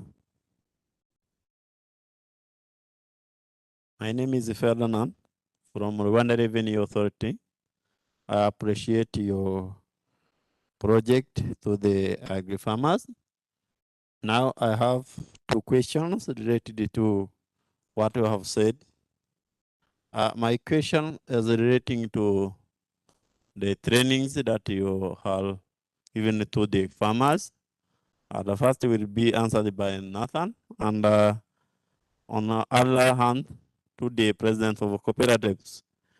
I want to ask about the rewards, the income from the members of cooperatives, from the hard work.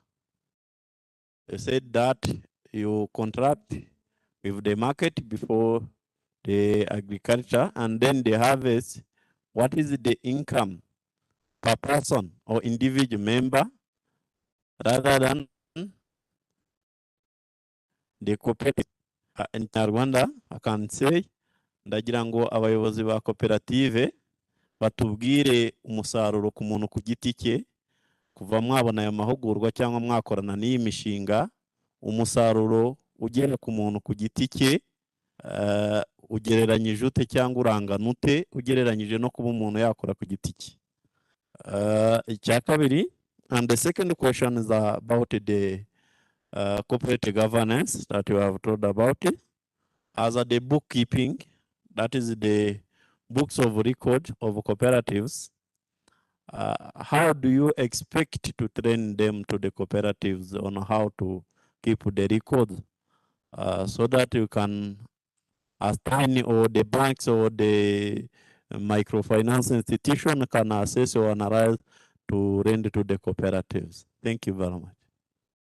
Matubwira aho mugeze mushyira mu bikorwa ibitabo biba byadraftinzwe na RCA cyangwa n'izindi nzego baba basaba kugira ngo mugire inyandiko bizabafasha mu bikorwa bitaha, mu kugenzura aho mugeze, mu kuba banki zabizera, mu kubaha inguzanyo. Ibyo bintu mubigezehe mubishyira mu bikorwa. Murakoze.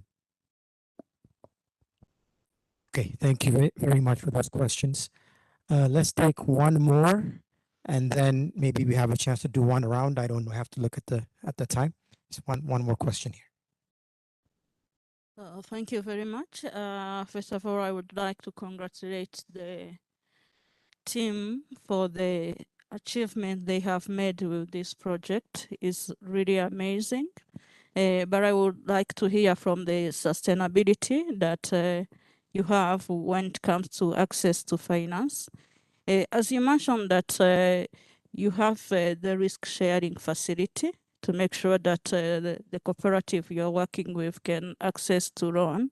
So then now without your risk sharing facility, will the cooperative continue to access to the loan, or it will be difficult for them? And if yes, what the next plan? Thank you.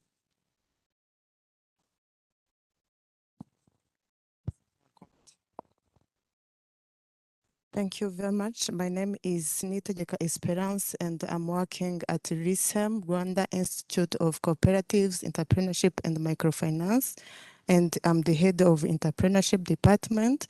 My concern is not a question, it's just a supplement to the panelist.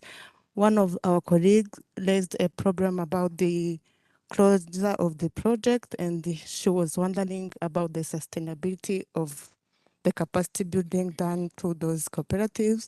And I want to assure you guys, we are there as the center of training. If you need some more trainings about the cooperative management, about the business managerial skills, we are there to support. Thank you very much. And I would like to let you know all the stakeholders here that RISEM exists, and we provide capacity building for cooperatives. Thank you very much. Thank you so much, and we have an additional resource to consider in future endeavors. So Nathan, why don't you answer some of the questions addressed to you, and then the cooperatives can answer those. Let me try. Okay, so my sister from CRS, the barriers to women to assume leadership roles, these barriers are there, and for sure you cannot remove them in 1 year, 2 years. They are consistent and ongoing. We can only make interventions towards reducing some of them and opening doors for women whose barriers actually get reduced for them to get into leadership roles. One thing I must clarify though is that we've been working with the World Food Programme on this particular project. WFP is still continuing with the work on cooperatives. So a lot of the lessons that have emerged out of this project are going to feed into the work that they're still doing. And one of such those is the one on gender. Like I mentioned, we are conducting a study right now on the barriers to access to training for women and what can actually be done. So the results of that are what are going to support WFP to design specific gender interventions that can help these barriers removed and then be able to enable women to be able to participate. So that's a long term. So our living does not mean that everything is going to collapse. No, this has been just one of the many partnerships that we do, but WFP is here. Like Edith mentioned in her presentation, they're working with over 300 cooperatives. Here we've only been doing 145, and they're going to be expanding. So it means that there are long-term plans, but this provides a base for lessons on how we can address barriers for women and how those lessons can feed into future programming, not just for WFP. For my sister here works for the Training Institute. So, and the whole purpose of this, that one organization may not be able to remove this, but if we talk about it and we share some of these learnings, we create opportunity for other sector players to also tackle them head on. Gender is a big thing and a much bigger challenge, especially for women leaders. So the resources will be there, the results will be there, and we'll be able to share with whoever has come to the event in terms of the report, and then you can be able to see and what are some of the recommendations we provide to remove some of these barriers. On sustainability, we have a session that is coming up next, so I'll just leave that on how in new income streams and etc. So the next panel is going to be talking about exactly that, how to help this cooperative diversify income, because even when it comes to financing, they have a single income dependency risk. They only get money from the grains. Plant, wait 4 months, get money. In between, what happens, and how can we help them to become better entrepreneurs in order to be able to improve their income streams? I went to a cooperative in the refugee settlement. So these people, they aggregate maize, but I was very fascinated because they have a piggery project there, and they have a mill. So from the milling, they give the maize brand to the piggery project. And they're building a small ecosystem within their area. And these are the things that we are talking about. So beyond just maize aggregation, how do we actually help them diversify their income sources so that they have some money in between the seasons as they wait for the maize? But Amar will be talking about more of that. My brother from IRA, and I'm glad you're here. We are your friends, you know, Revenue Authority, and we love you very much, you know. So the income of individual farmers is difficult to tell right now, of course, because the contracts are aggregated for all the farmers. So a cooperative keep records of every individual delivery for the farmer. So you brought 100 kilo, another one brought 200 kilo. It is this that is aggregated and then sold collectively as a cooperative in one contract. But when you go to the cooperative, to these guys, you'll see the records of how much each individual farmer brought and how much they have actually made. But please don't tax them, you know, because they are taxing them on behalf of the cooperative. Don't again go for a small income that they have earned. Just look at the aggregation. Sawa. Otherwise, when you go down, you know, it becomes a problem, right? Help me. So that's now where you can be able to see, and that's the basis of how they pay them. Because when the money is transferred from Africa Improved Food or whoever, it goes onto the cooperative account. But because of that record, which shows farmer A brought 1 ton, farmer B 2 tons, then they're able to start paying them. I'm going to tell them to hide that record when you go there, because you're going to tax the coop and then go down and tax the individuals. The law is clear. Okay. Yeah. So thank you. I think for Esperance, yeah, we love complementary opportunities, and this is really the purpose of this event. We have a networking cocktail in the end. Reach out to WFP and talk and forge a partnership to continue some of this capacity building for our organizations. So thank you. Perfect. I know there are more questions. Unfortunately, we have to stay on time, but I will remind you there's the reception event right after this program. You can continue these discussions one-on-one then, because we have to maintain time. I'm sorry. Thank you for the questions and the interest. We want to accommodate everybody as much as possible, but we have to stop here for now. And I also know there were some questions for the cooperatives as well. But just in the interest of time, let's end the Q&A here, and then maybe you'll be able to kind of circle back with your whoever you want to ask the questions to at the reception, okay? Hope that's acceptable. Thank you so much. So please help me give a hand to the panelists, as well as Ben as well. Thank you so much. We appreciate the discussion. Thank you so much. Mwakoze gusubiza neza, babyumvise ko byagenze, mwakoze cyane.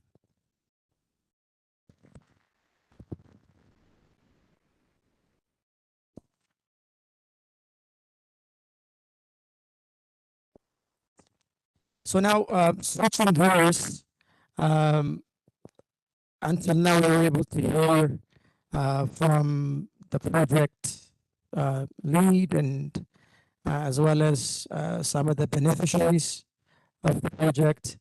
And now maybe we can have a discussion with some of the other key stakeholders that were an integral part of the work that we did over the last 6 years.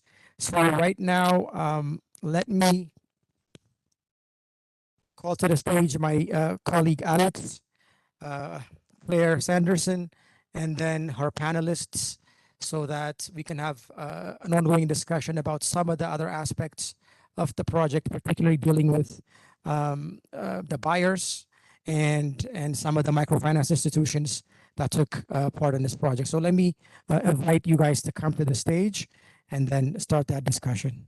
Thank you.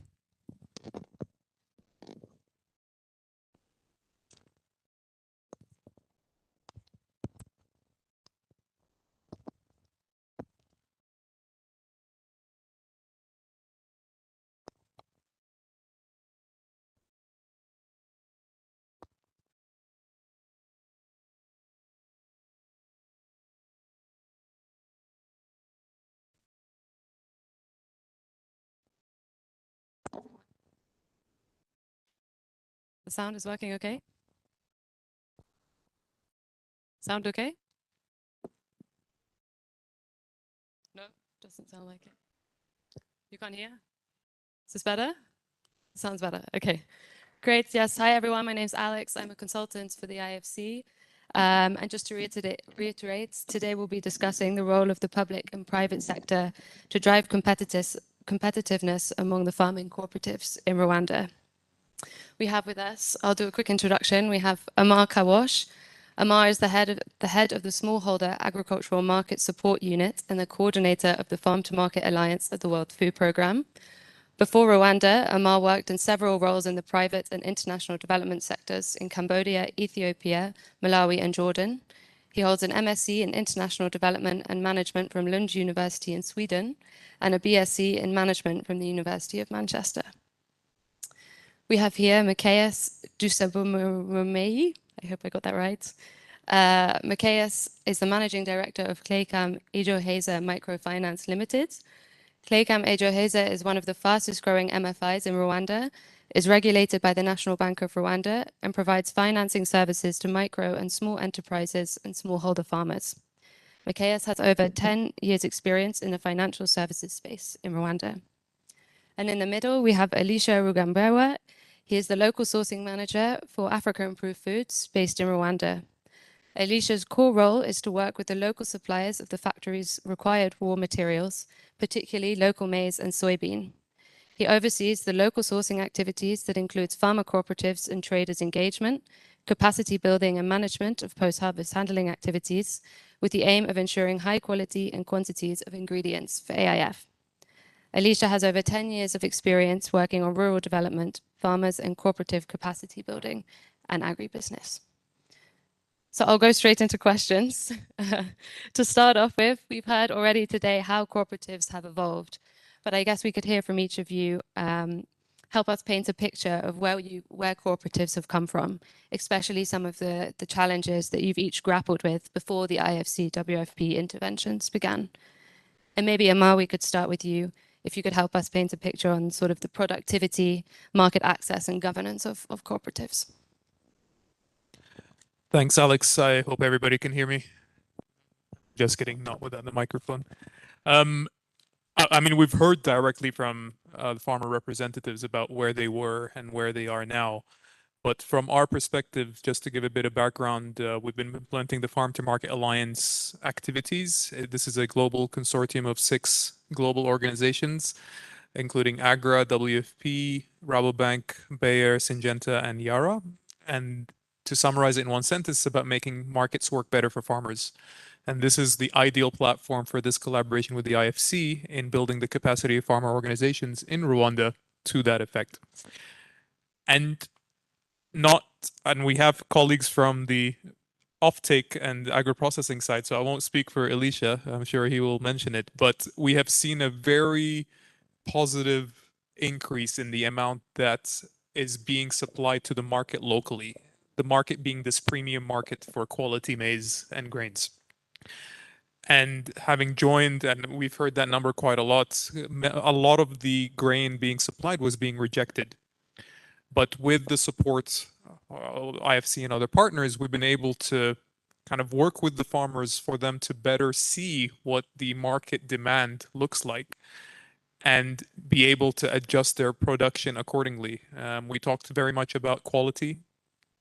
There was no awareness around some of the quality parameters that a lot of the market actors were demanding in terms of aflatoxin content and other quality parameters.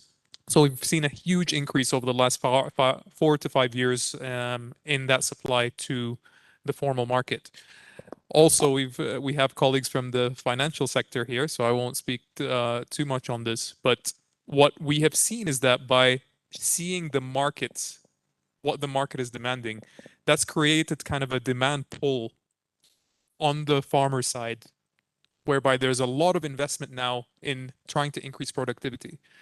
You know, what we often see in some of these projects is that there's so much focus on input provision, on agronomy, but ultimately, if you're increasing productivity but you don't have a market outlet, there is no incentive to invest in increasing your production. And what we've seen now with the engagement from many stakeholders on the offtake side, on the finance side, that by seeing that market, that premium market, farmers themselves are investing more and productivity is going up. I mean, we heard from some of the farmers here in terms of doubling production and things. Of course, that's not necessarily across the board, but it's definitely on an upward trend. And you find that a lot of the cooperatives engaged in this program, their productivity is much higher than the national average because they have access to that market. So for me, talking about market and productivity kind of go hand in hand, but let me stop here and I'm sure there'll be more opportunities for other colleagues to build on this. Yeah, maybe Elisha, over to you. Yeah, thank you so much. Africa Improved Food is a big factory here in Rwanda and is making fortified blended food. And among the raw materials we use, almost 87% is agricultural products, soy and maize. And when we started in 2017, we had a lot of challenges, but when we were starting, we thought we'll get all these raw materials locally, because if for maize we needed 30,000 metric tons and 12,000 metric tons for soybean.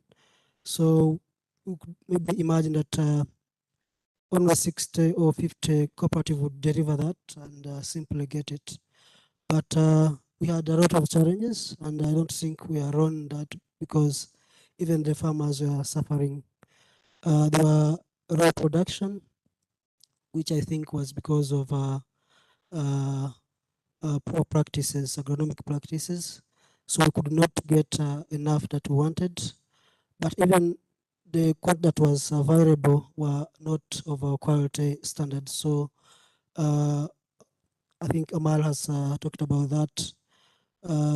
Almost 90% of what was delivered at AIF was rejected. So it was really a big challenge, because we could not get the material that we wanted locally. And then the other thing, we are targeting cooperatives, farmer cooperatives.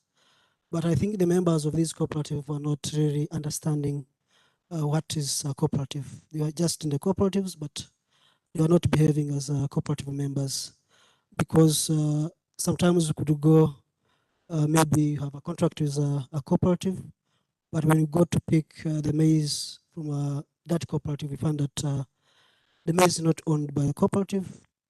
It's maybe for a chairman of that cooperative, the president, but in the names of a cooperative.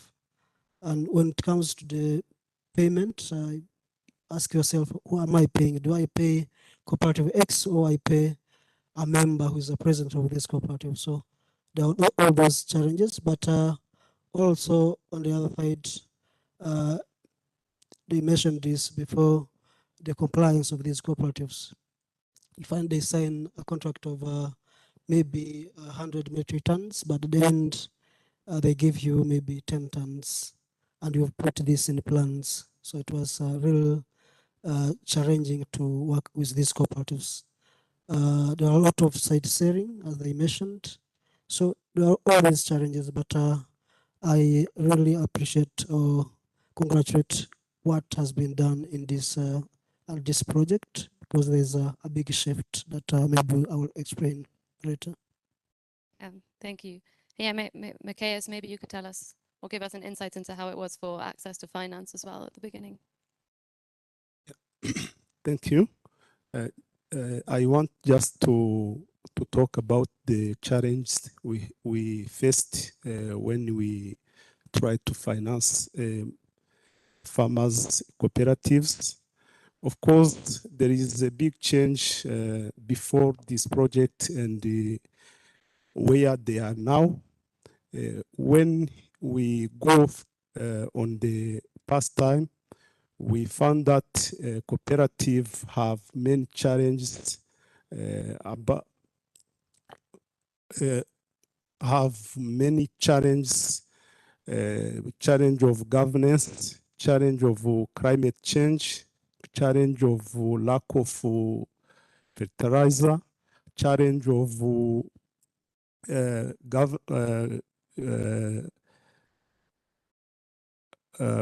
low literacy, level of literacy.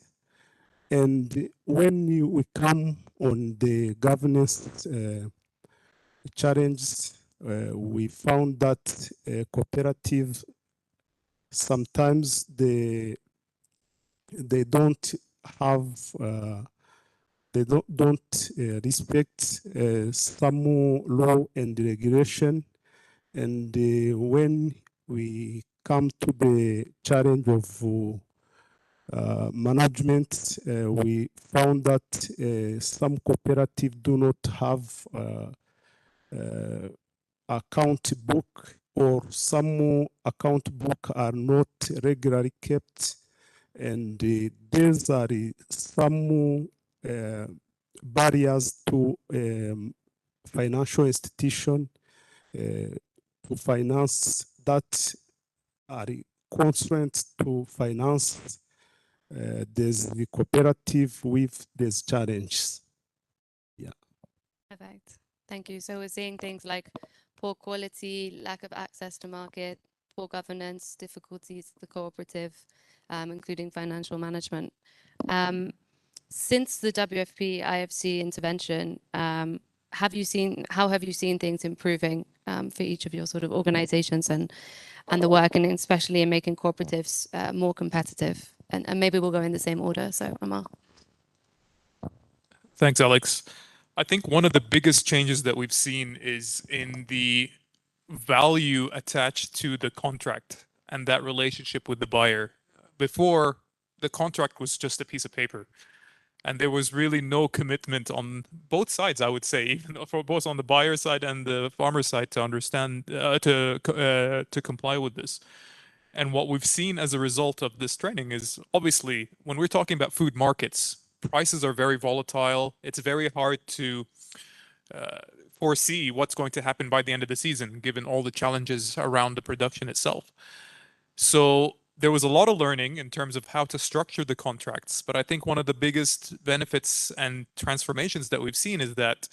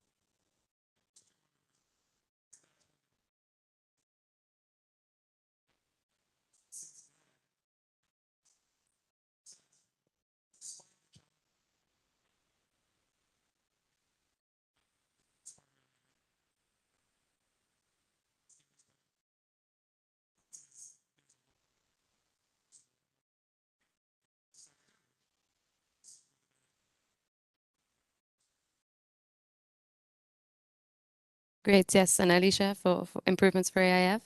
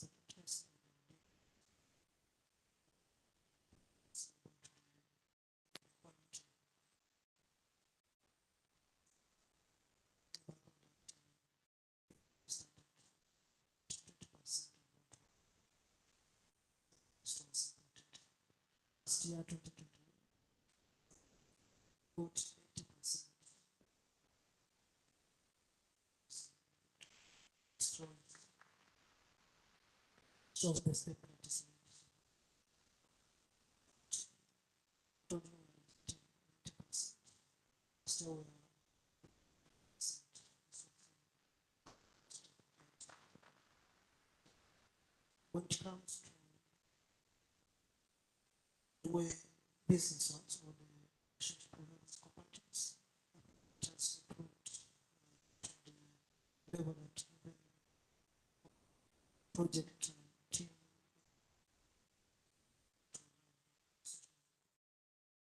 balances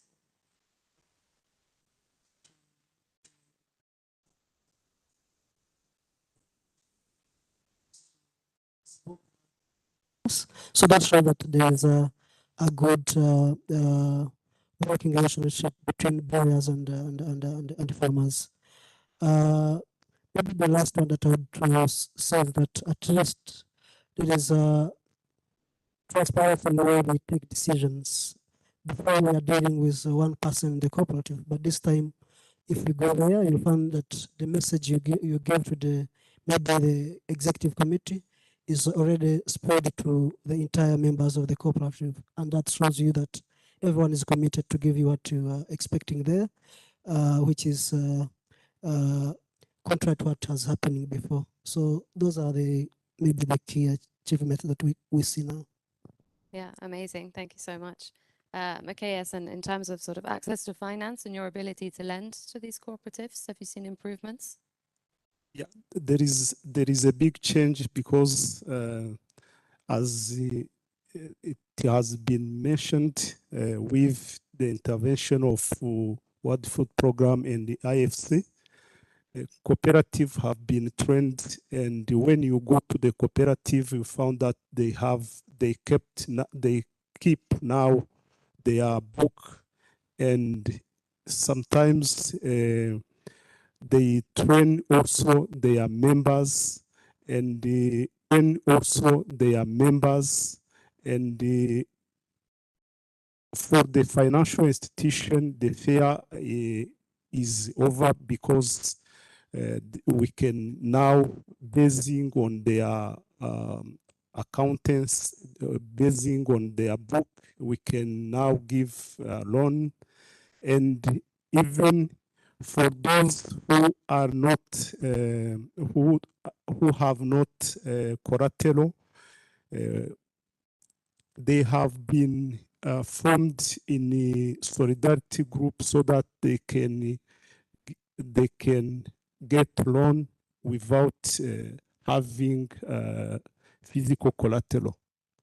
Yeah, so there is a big change. There is an improvement on the side of governance, on the side of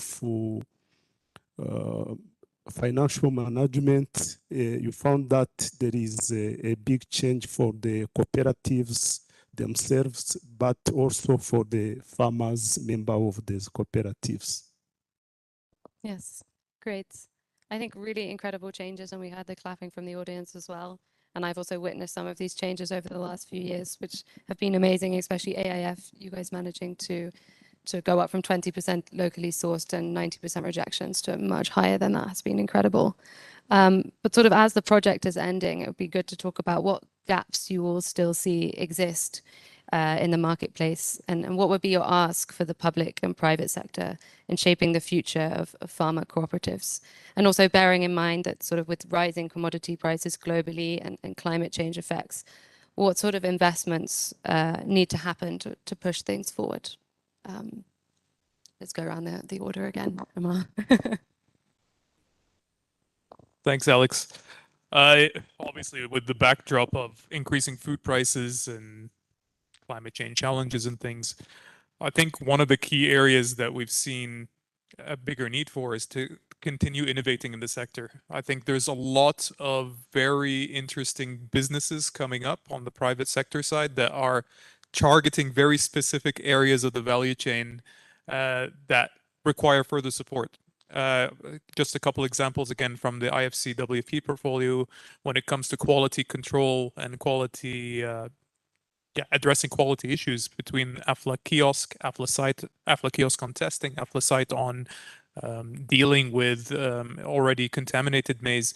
I think there's a lot there. But for those types of innovations to progress, you need the financing. And I think that's one area we can all agree on. It's a really big gap here in Rwanda. I mean, preaching to the choir here, but with 95% of commercial lending going outside the sector, despite the fact that agriculture contributes at least a quarter of GDP, there's a huge gap, and I think we mentioned some of these gaps, and our colleagues in the MFIs are actually doing a great job in trying to plug this. But there's also need for financing at the higher level, and I think that's very critical. The other, in terms of with the rising food prices, and I think the likes of AIF are already well on the way for this, to shield the country a bit from these supply chain disruption and things. The fact that a lot of the sourcing for raw materials is coming locally is a very positive development. And from our experience over the last 5 years, having that demand just encourages and incentivizes everybody else along the value chain to invest in local production, improving quality, getting yields up.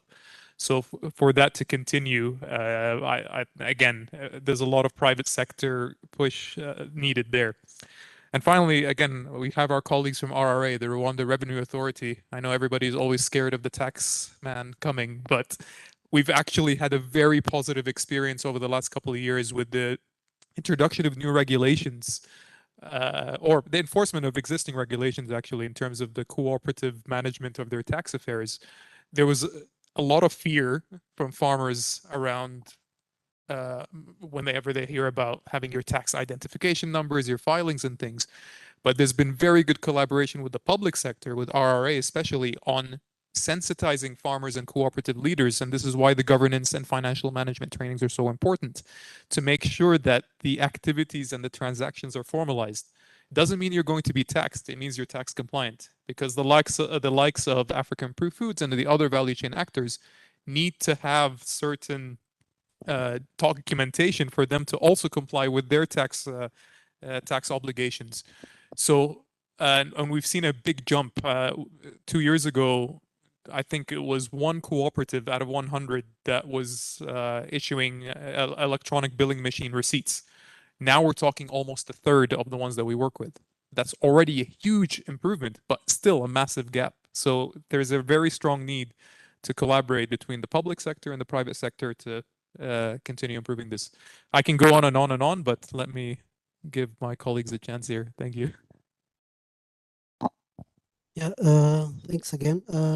I think there's a good step that is already made, but we still see a problem with like aggregation, because some of these cooperatives need to be able to pay farmers so that they can aggregate the commodities and give it to the buyer, to the off-taker. So sometimes they are challenged with funds. So I think if there's any kind of support that can help them to get this lower interest rate loans from these microfinance institutions, I think would support them to be able to aggregate from their member farmers, but also the other neighboring farmers, because there are also maybe some that have not joined the cooperative and they will love to see this support. The other one is more of trying to work on the climate change. We are seeing some challenges to get the commodity in the region because of droughts and other things. I think if there's any support in terms of maybe irrigation or other climate change mitigation strategies that can be in place that can support farmers, I think this will also help us together. The other one is about infrastructure. I think he mentioned about it to maybe to support, to increase. The government has done much in post-harvest infrastructures like shelters, drying sheds, and storage, but we still need some mechanized infrastructure that can support this to ensure complete or eliminate this aflatoxin issue that we still see, because it's among the key challenges that we're facing as AIF. The last one from us is we have seen a great job done with maize, but we're still struggling to get soybean locally. So if maybe people who are here can also look into that to improve the yields, and maybe if we can get maize locally, would also be important for us and for the country. Thanks. Yeah, thank you. Even if we are on the end of the project, but I have appreciated the initiative to bring to the same table the farmers, cooperatives, and the micro of financial institution and of takers. That activity was really a good activity that we want, if possible, to continue, or to, even if the project is not there, but we can organize themselves so that we can continue to work together as the financial institution, as the farmers cooperative, and the off-takers. Because when you see farmers getting loan on basing on the contract, I think it is something that can be good for the farmers who do not have physical collateral. Another thing is that we can ask to the off-takers so that they can repay always the farmers on their account on the financial institution where they have taken the loan, so that the financial institution can be reimbursed on the loan given to the farmers. Thank you. Great. Thank you all so much. I think aware that there were some questions for you also from the previous panel discussion. So I think we'll open up the floor for those questions and any other questions that anyone has for Amar, Alicia, and Macias. Yeah.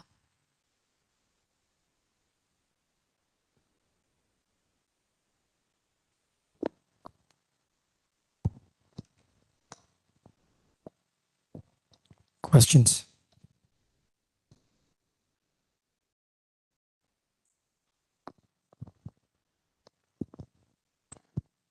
Thank you so much for the good discussion, the good ideas. I have a question of curiosity to Amar. Indeed, seeing what has been done inside of value chain, access finance services, I see the good the risking mechanism. But see, mostly one value chain, we'll talk about maize.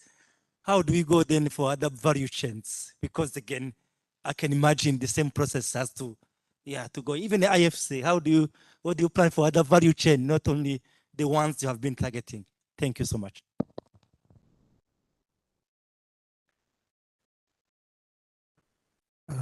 Thank you very much. My name is Innocent from RCA.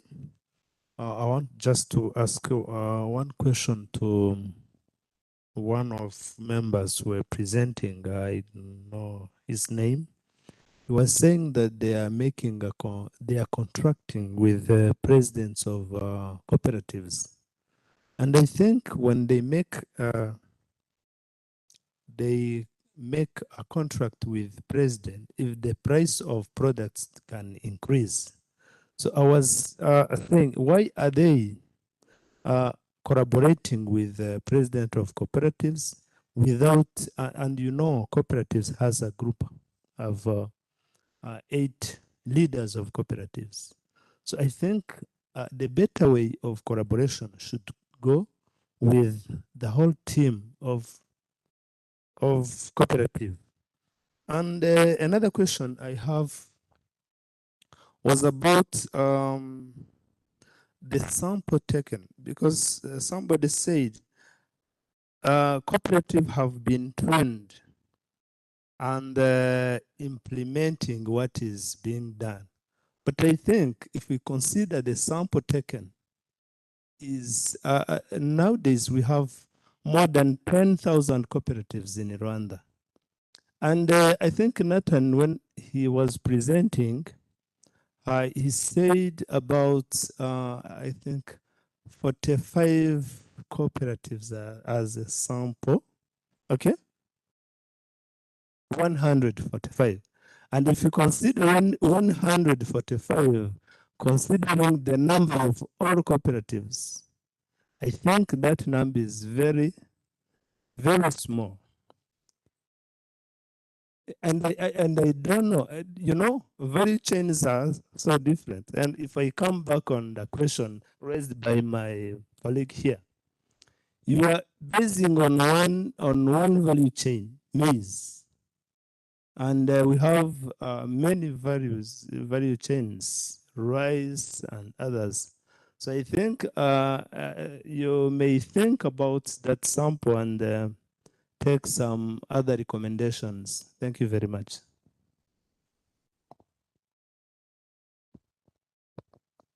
Yes, so I have 2 questions. One is to AIF. So do you need more produce? Because we work with cooperatives. And then for Clecam, I'm wondering, do these cooperatives have the agriculture insurance?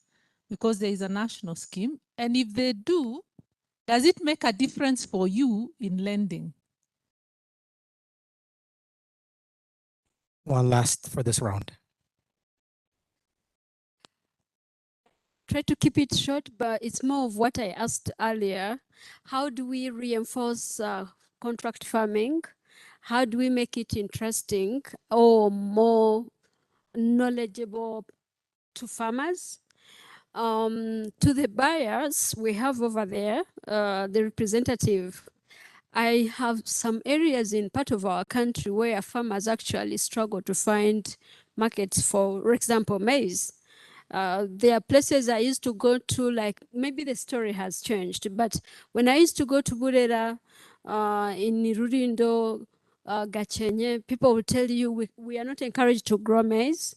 Even in Musanze, some part, because you know of the seasonality issues, they would say we are not encouraged to grow maize here because buyers come, they don't come. We only get these buyers who want to buy maize for boiling and selling on the street or for roasting. So they are not encouraged. Yet when you go to the east, there's a lot of competition for maize. Maize is a hot cake. I know of a company or a processing plant that is almost shutting down because they are out of stock. And before I've engaged them, I've told them, you know, for you to be on the safe side, you better identify cooperatives, work with them from the beginning and sign contracts with them. that way they will be committed to you. But if you're not signing contracts with them, they're not committed. They will go with those that are committing to buy from them. So to me, I think contract farming is becoming attractive and appealing, and it's the way to go. But how do we get our farmers more educated about the benefits of contract farming? How do we get our buyers to be more committed to these contracts so that the farmers actually can be, it can appeal to them? The last question also goes to still to the buyer. Sometimes you guys, you are on the waiting end. You're waiting to buy. But along the way, as our farmers are producing into production, they are struggling with harvesting, storage, even in knowledge transfer. These processes, your level of participation is still lacking.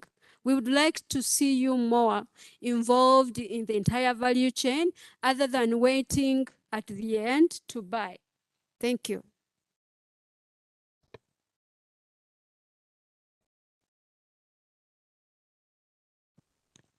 Okay, great. Quite a lot of questions. I think we'll start at the beginning. Amar, there was one for you. How could some of the improvements we've seen through, I think, the maize value chain in these cooperatives be made in other value chains? Thank you. Thanks, Patrick, for the question. Obviously, we use the entry point of the investments that IFC has made and the existing work that WFP has when we're looking at maize. And when we're looking at maize, a lot of the cooperatives were also growing beans. So we've kind of been tackling both value chains at the same time. But you're very right, and the colleague from IRCA is very right. There's many other value chains, but we also have to be very mindful of resourcing and what the value add from our perspective is. When we were deciding on the value chains, we could have gone into potato, we could have gone into rice, but we saw the biggest challenges around maize at the time when we started this operation. And again, there's been a lot of investment in this. It costs, this is not work that happens for free. So resourcing is always a constraint. But I think a lot of the lessons that we have had from implementing this program can be applied for other value chains. And the biggest lesson I would say is starting with the market. A lot of initiatives tend to start the other way from the production side. But what we've really seen very differently about this, and I think one of the key factors is, and I think Niraj, you also mentioned this in your opening about having to tackle multiple areas of the value chain for this to work. And only focusing on production didn't, obviously, if there's no market outlet, the impact is not there. Likewise, on the governance, what incentivized the cooperatives to be so engaged in the governance and financial management training process is understanding that by them applying the skills and the approaches that they had gained from the training, is that they are able to make more money for their members, for their farmers. And I think there was also from the first round of questions a comment about value. I think it was from the colleague from Agra around different income streams. I think the biggest income stream now for a lot of these cooperatives is aggregation. And with aggregation, as it is with all kind of food trade, it's a volumes game. The more you can aggregate, the more income that you're generating for yourself as an organization. But it's also very important to remember, cooperatives are member-owned organizations. So when the cooperative succeeds, the individual member succeeds.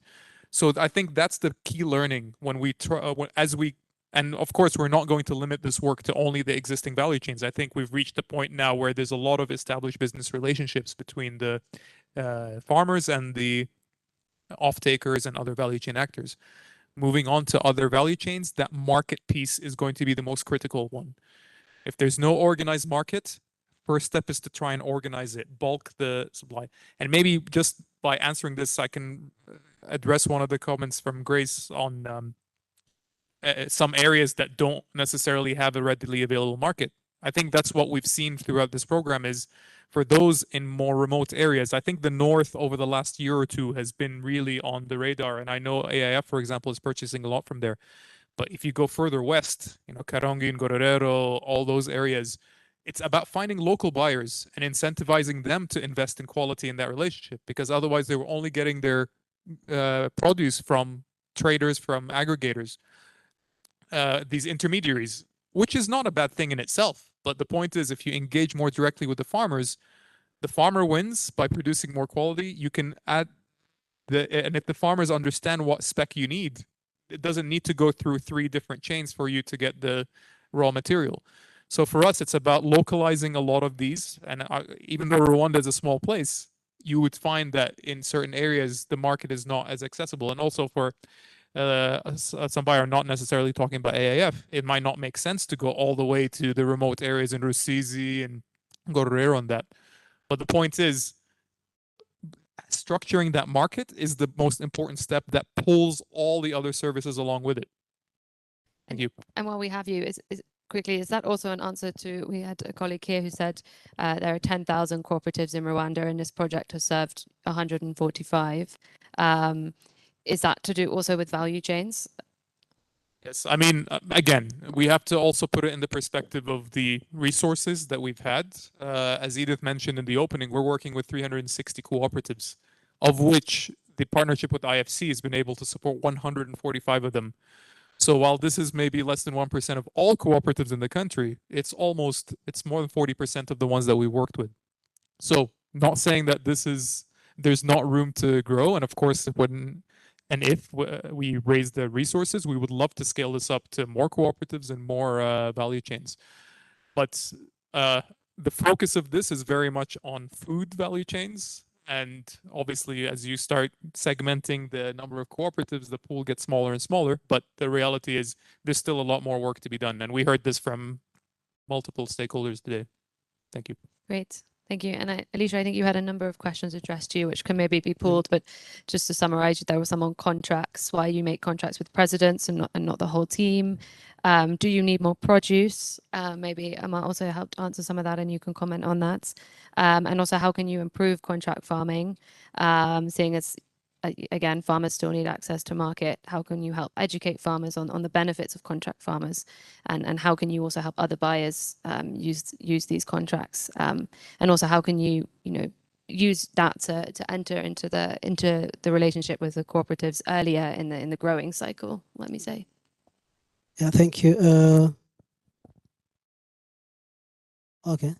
I start with the one you asked about that we are dealing with only presidents or the leadership of the cooperative. When I say this, it was in the start where you could find that a cooperative, it is a cooperative, but in actual sense, just one person there. And maybe there's even farmers or members, but they are not linked to that name of the cooperative, and they are not working as cooperative. So we could only see that chairman, I would negotiate a contract, we give it to him, but at the end we find that there's no people there. But currently there is that kind of working relationship with the cooperative, and not only the leader, the chairman, but the entire committee members and the members of the cooperative. Yeah, the other one was about do we need more produce or cooperatives? Yeah, we need more produce. I told you that we are now, last year we reached 80%. That means 20% were imported from other countries. So it would be good if we can get more produce from farmers. There's where I also asked that maybe we are involved in some regions and we're not in the whole country, but currently we try to get maize wherever it is in the country. We even buy from Rusizi, we buy from Gakeng and wherever we were mentioning, and we have some cooperative in this project that are in those areas. So, but on the other side, there is where people will complain that we have produce that are not and we don't have a market. Sometimes because it doesn't meet the market requirements. If it is not of our quality standards, if it's of our limits, then we are not buying it. Sometimes we go to find maize from Obrera and we leave some maize in Nyabugogo there because it's not of our quality standards.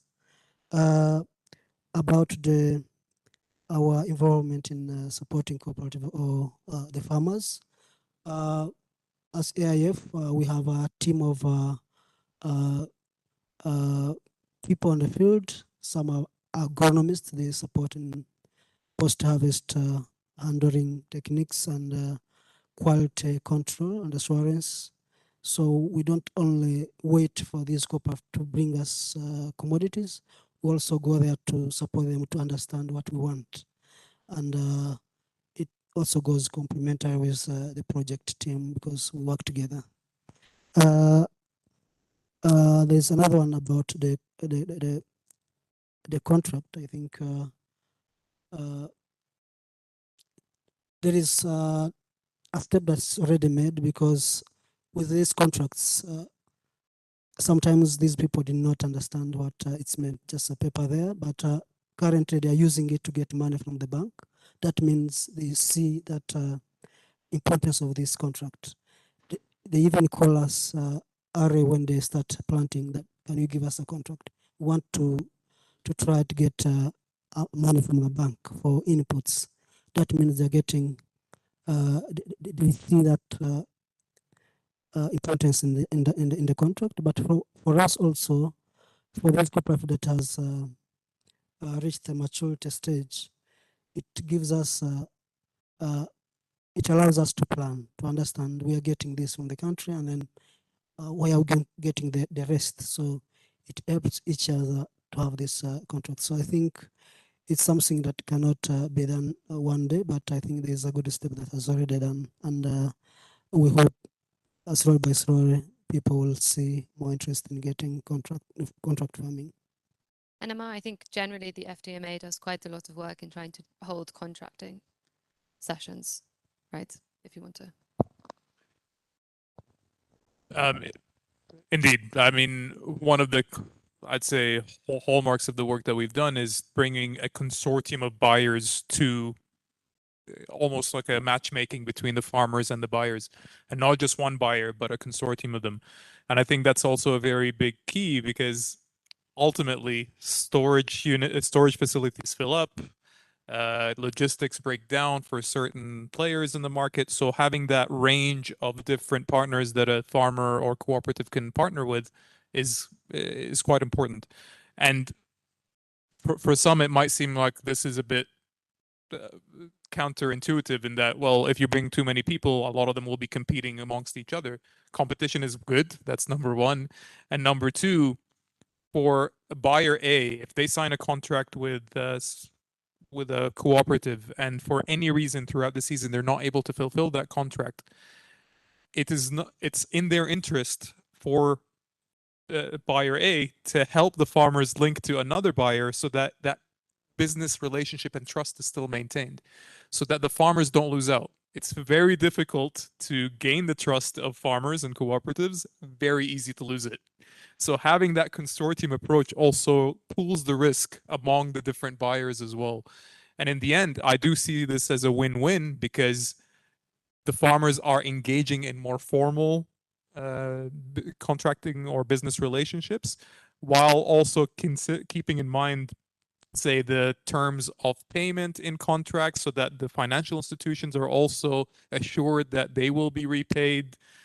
Because what used to happen before is when a situation like this happens where, say, buyer X can't fulfill the contract, the president would go and make a deal with somebody and get paid through a different bank account or things. We're trying to promote transparency in the value chain. And I think that consortium approach of contracting sessions and bringing the buyers and the farm and suppliers together has contributed to that. Great, thank you. And Matthias, there was one question for you, but I didn't quite get it. Did you manage to? Yeah, I think it's a question from Waringa, who asked if all loan for the cooperative, for the farming cooperative are insured. Is it?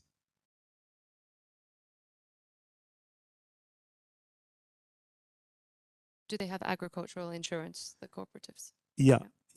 There is some cooperatives who have agriculture insurance because the farmers are aware of the risk that they have when they face the risk of, for instance, climate change, and the insurance is there. And for our case of maize, I think our government have put even the subsidy, whereas the Irish potatoes, rice, and some other crops, the agriculture insurance is there. And there is a difference between the crops who have insurance and the other who are not insured, because when a financial institution finance a crops, they fear that the risk can be happen and lose their money. And when there is an intervention of insurance there, I can say that there's no fear, because they know that if there is a risk, the insurance will cover the risk that that happen. Perfect. Another round?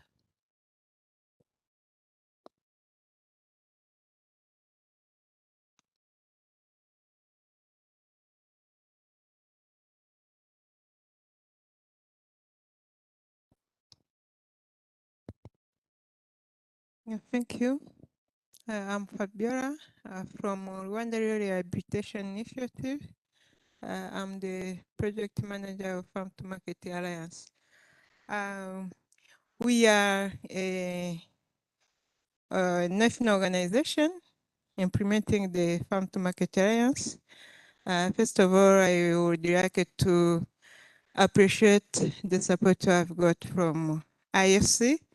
Let me say, for us as a Rwandan organization, we are on the side of the farmers. We are making sure that our farmers get supported, get improvement in their farming activities. So they testified themselves what they have got from IFC. Yeah, the change is real, is there. Farmers get more from IFC and even other stakeholders who are there or on the stage. But as IFC is phasing out, I would like to inform them that we are not worried, because the farmers have basis.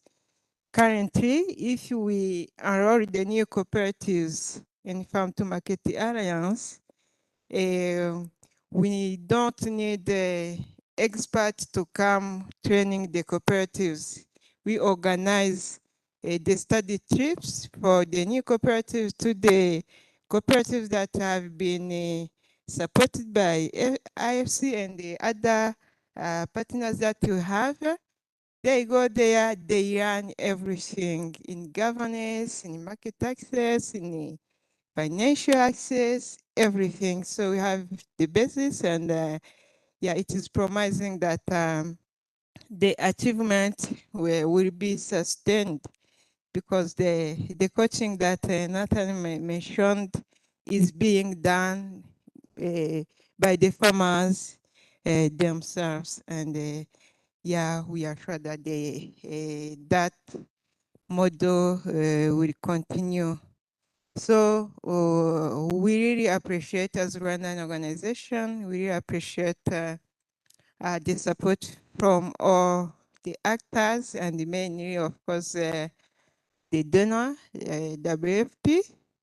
I would also like to mention, people have been questioning about the contract farming.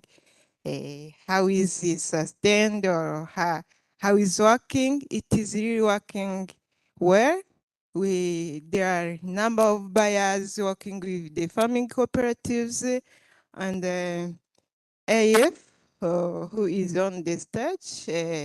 It is the main off-taker that we have in the FTMA. And yeah, I really want to send a special credit to IF. The question that Grace mentioned of lack of buyers at the time of harvesting is now an history. Last year, AF picked the produce from the cooperative for Bweyeye. I think everyone here know Bweyeye. Bweyeye is one sector in Rusizi district, too far. So they picked the produce from there, and it's really a good experience that we have. And yeah, the district appreciated that effort. It was the first time that these practices happened, and the farmers get the good price. Yeah, and they are now extending their farming activities. So I would like to appreciate every actors in the Farm to Market Alliance. Thank you.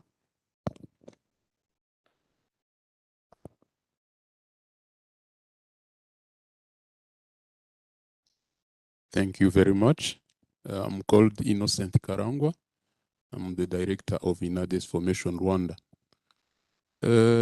Recently, I watched a TV show where the farmers cooperatives were complaining about the interest rate from the MFIs. Is it a reality for the cooperatives that also are supported by this project? Yeah, because it was really somehow it was an issue, because they said that the interest rate for the MFIs, especially the SACCOs, it was 24% per year.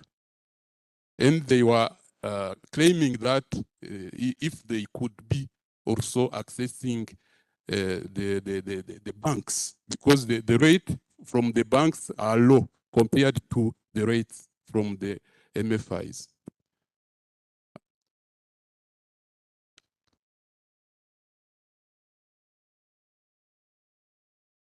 Yeah, maybe Matthias, you can kick us off with that question.